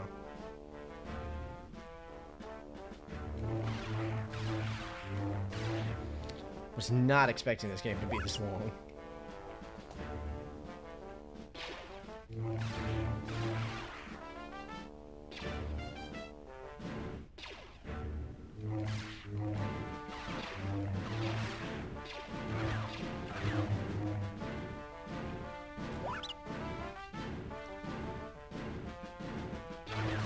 This is a long pad. Van Helsing, PS2, Xbox. Alright, that's...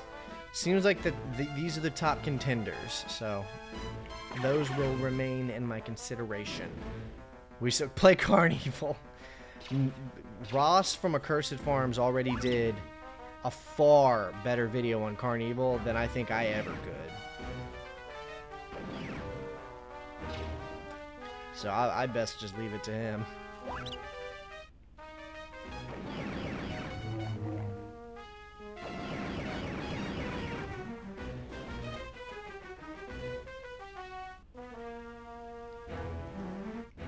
Where are we going? Looks like... What's this called? Cargo Bay? Core Bay? Game on PC. Dreamcast. Yeah, I saw Boulder Punch, I think. Was it Boulder Punch? I think that did a video on that. Somebody just did a video on that. I thought it was Boulder Punch. It may not have been. A little late to catch him. Most of your precious Jedi Temple. I have work to do. No, get back. Anakin, don't let him run.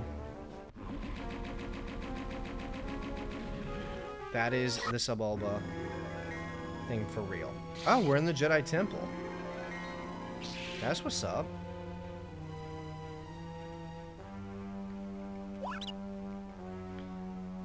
This...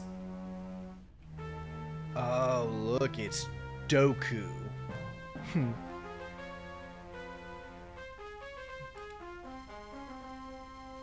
Although technically, he should not be meeting Dooku right now.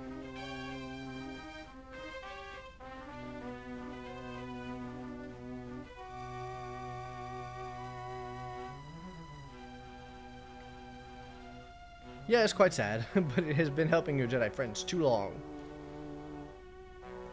Information, my forces will soon put an end to this destructive conflict. I'll never be like you, Dooku. No, he's gonna be worse. Alright, later, Vaku. Thanks for tuning in. The Wrath of Malachi. There you go. Alright, bye, Dooku. There he goes.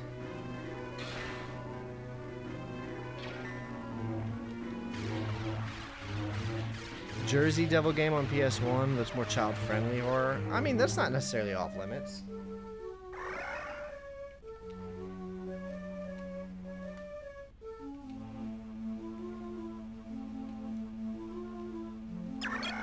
Have to do this myself. Alright, we're headed to the archives, boys.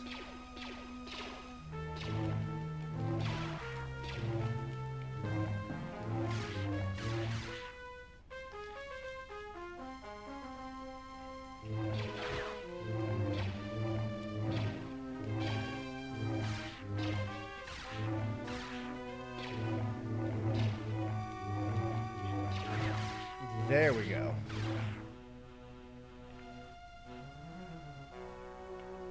Guess we're going through here. Man, very few games let you actually get to play in the Jedi Temple. I mean, I can think of the Revenge of the Sith adaptation, Battlefront 2.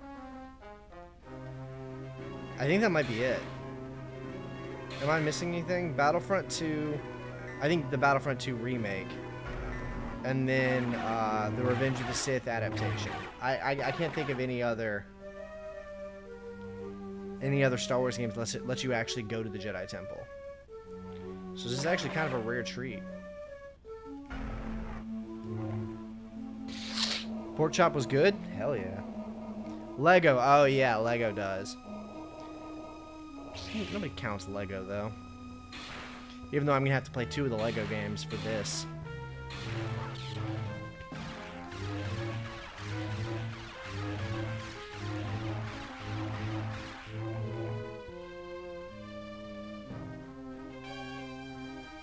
Oh, those are gonna take forever.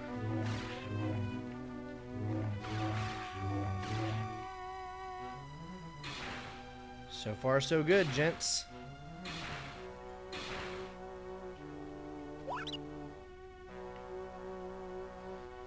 Door's locked. So 3DS game has a temple level? Oh, does it? I never played the episode 3DS game. Master, because somebody erased them from the archive memories.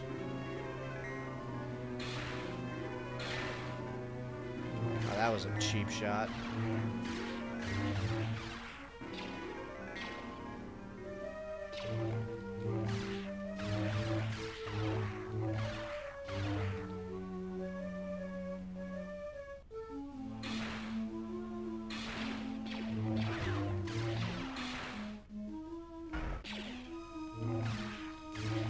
Force Unleashed DLC. Inflation Simulator. Okay, so actually it seems like there's a bunch of games that you go to the Jedi Temple. I just want a Hogwarts Legacy game, but set in the Jedi Temple. That's what I actually want. All the best video game ideas are just out there and they're just being sat on and ignored. So that we can get Star Wars Outlaws and other mediocre, stupid games when we should be getting Hogwarts Legacy, but Jedi Temple, like pre-Phantom Menace.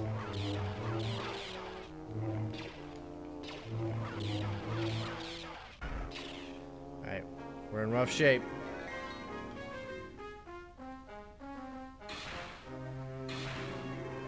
Force Unleashed, not on Coruscant. Where is that Jedi Temple?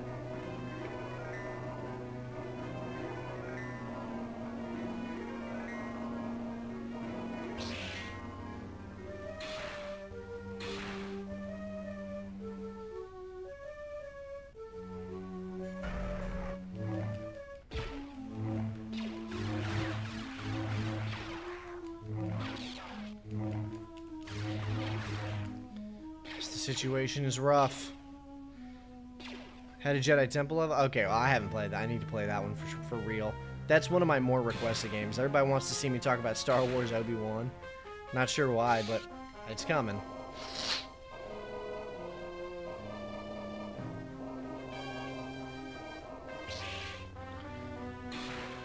This is rough just because I can't...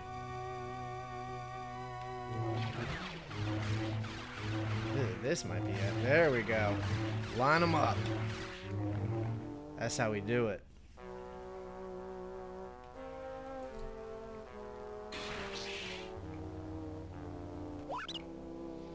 Oh my gosh.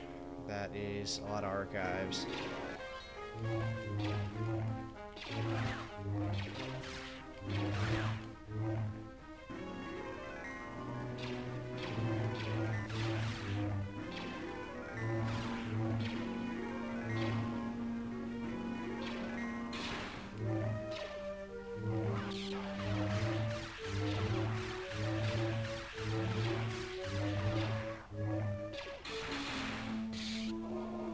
Made a severe lapse in my judgment. What was that?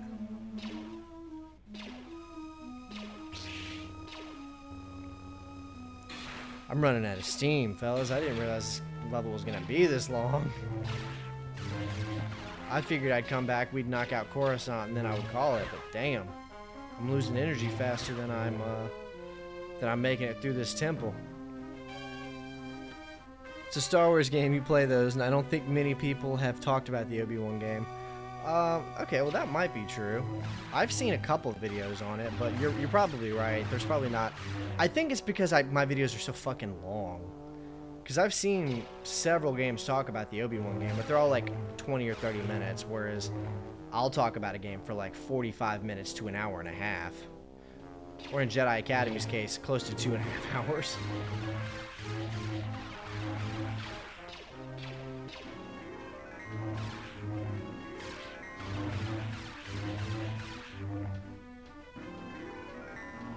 Let's see.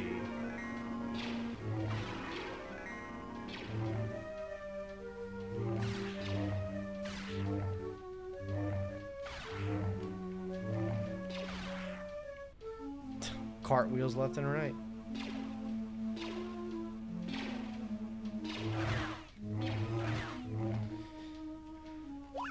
We're making our way through it pretty quick, though. All right.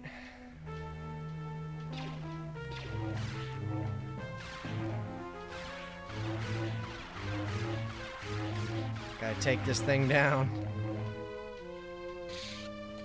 Time for some meditation.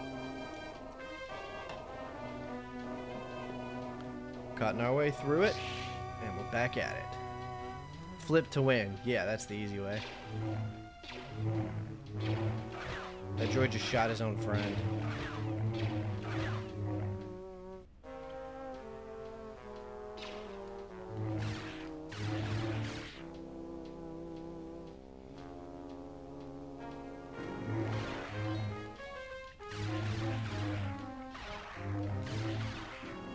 Hell yeah. That was pretty sick. Did you see that combo?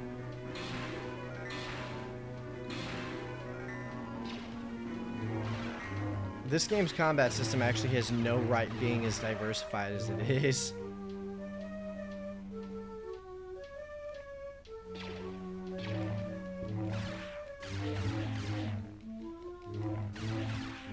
I mean, do you see some of the stuff I'm pulling off here?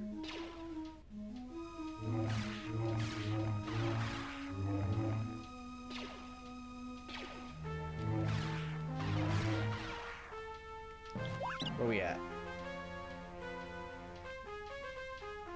This is a pretty cool little section, although I don't know if this can be canon. I feel like we would have heard about a droid invasion on the Jedi Archives, right?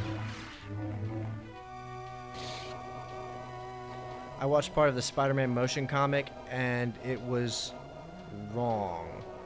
Okay, well, you keep deleting your messages, so I don't know what you're saying. Last I heard, there was a High Republic game in development, but I haven't kept up with this since announcement. I think you're thinking of Star Wars Eclipse, which... I mean, yeah, but that's not like an RPG. It is a choice-based game, but it's a Quantic Dream game. It's gonna be like Heavy Rain.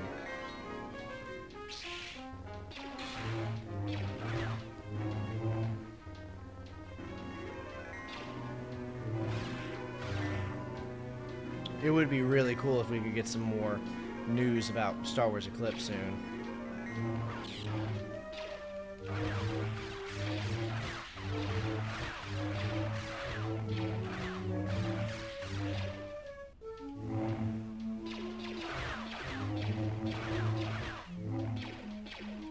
Gonna have to get around to Republic Commando at some point too. Looking forward to that one as well because Republic Commando is great.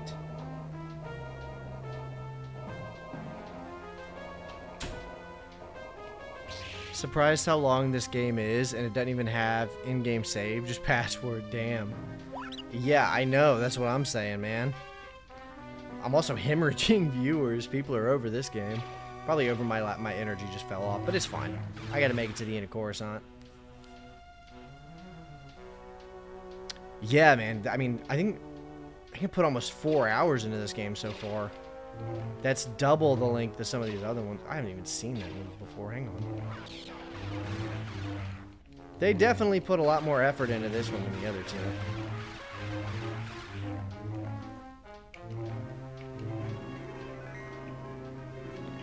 I'm gonna do that backstab again. I know I made him do a backstab earlier. Maybe I didn't, but I swear I made him do a backstab, and now I don't. All right, whatever. I don't care. 3 hours is pretty damn long. Oh yeah. I wasn't gonna stream this long. I just kind of, I mean, I was having fun with it. Felt right. This is not like one of my normal streams, so I figured.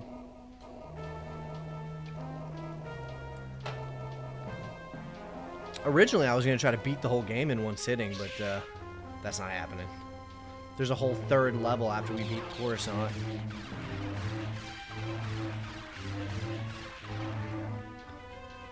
Tried and true spin combo.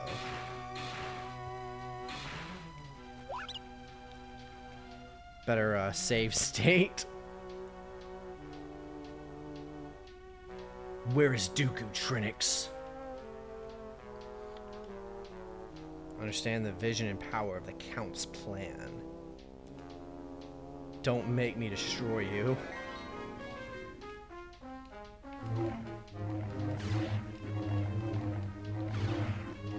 Oh, it's over for this guy. Damn. Would you stop? Now we're talking. Oh, it is over. Look at this.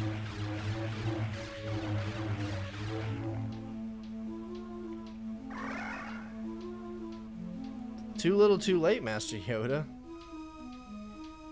Escape Tejas. Heading to the lake house on Friday. Okay, cool.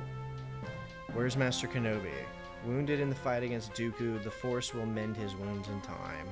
Brave is Obi-Wan. Sorry, Masters. Never would have happened if I hadn't let Dooku escape. We should have sensed the deception earlier. Information you gleaned from Tatooine has been very helpful. Much we have learned from you. Wat Tambor, leader of the Techno Union, is he. He holds the plans of the Cortosis droids. On Metalorn he is, and there you must go. Stop him at all costs. You must before construct more droids he does. We need you to retrieve the schematics and return Wat Tambor to Coruscant unharmed. Yes, Masters, I won't fail you. There he goes. Anakin destroyed the Death Star. That's right. That's what that guy said. Anakin destroyed the Death Star. Alright, well, we're on Metalorn. That's that.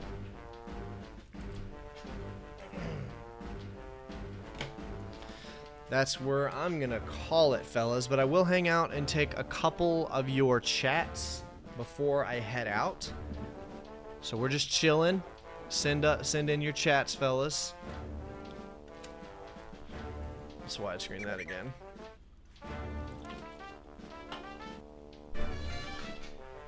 Check. Even if this game was never canon to Legends, you can still enjoy the journey of Evan doing cartwheels. I think this game is canon, though.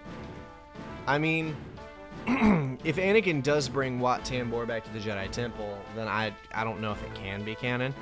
But as long as he doesn't bring back Wat Tambor, I don't see why it couldn't be. You would probably just have to say that the droid invasion thing we just saw was just a small little like force, and it was just meant for Trinix to destroy a few documents, you know. I could see that. Who would win in a fight between Bully Maguire or Shrek? Bully Maguire, obviously. For real, no joke.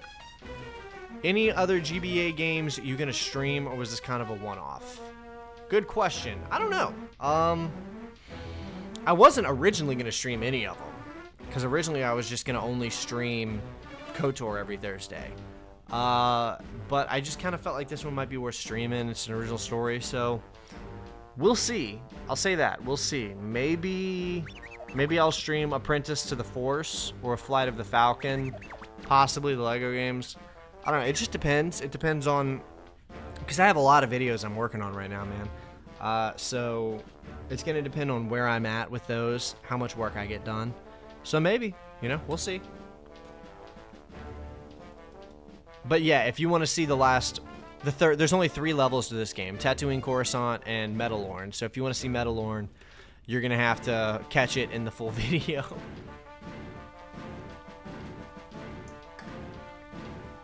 Because I'm not streaming tomorrow night, and it'll be Thursday for the KOTOR. We'll be doing KOTOR.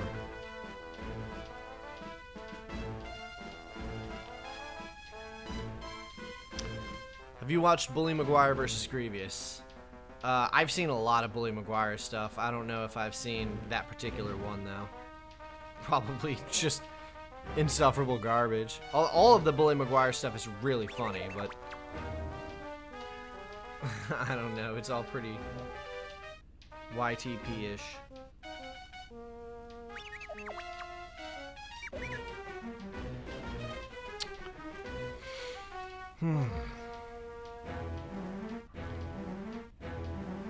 That was fun. Yes, thanks for tuning in, Scott. I very much appreciate you. It's always nice to have you hanging out in the chat.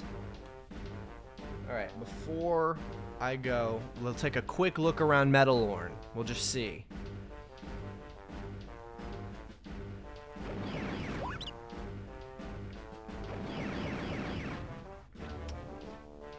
Got this guy. Look, it's Anakin's Jedi Starfighter. That's pretty cool. To see him in his older one, you know, before we get the Revenge of the Sith upgrades. So that is kind of cool. I feel like that should be R2 and not... I mean, they definitely didn't get the color scheme down, but it's cool that they tried, you know? Spider-Man 3 is the greatest movie of all time, definitely. I'm sure that that's an opinion that a lot of people share.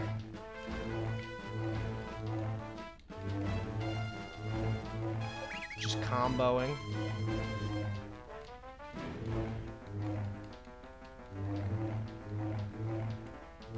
Pretty intense combat system that you can do with this. I mean, do you guys see in this?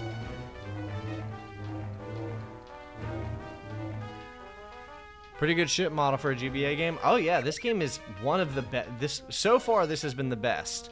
But I've only played 2 of them, and there's 8 of them, so we'll see. Although 2 of those are Lego games, so can you really count those?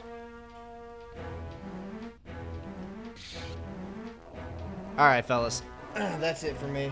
I gotta go walk the puppy and do some other things. Thank you all for tuning in to hang out, and keep an eye out for future streams. If you're watching now, please make sure to check out my Killzone retrospective. It comes out this Thursday at 7 p.m. I'll be live streaming at that time, more than likely, to play KOTOR. But definitely watch that. Comment on it. It helps me out with the algorithm. Let me know what you think about the video. After that, Budokai Tenkaichi comes out a week later, and then I'm working really hard to have another video for the 4th and last week of this month. Until then, guys. Oh yeah, we'll see Carl on Thursday. Till then, guys, I will see you next time. Thanks for tuning in.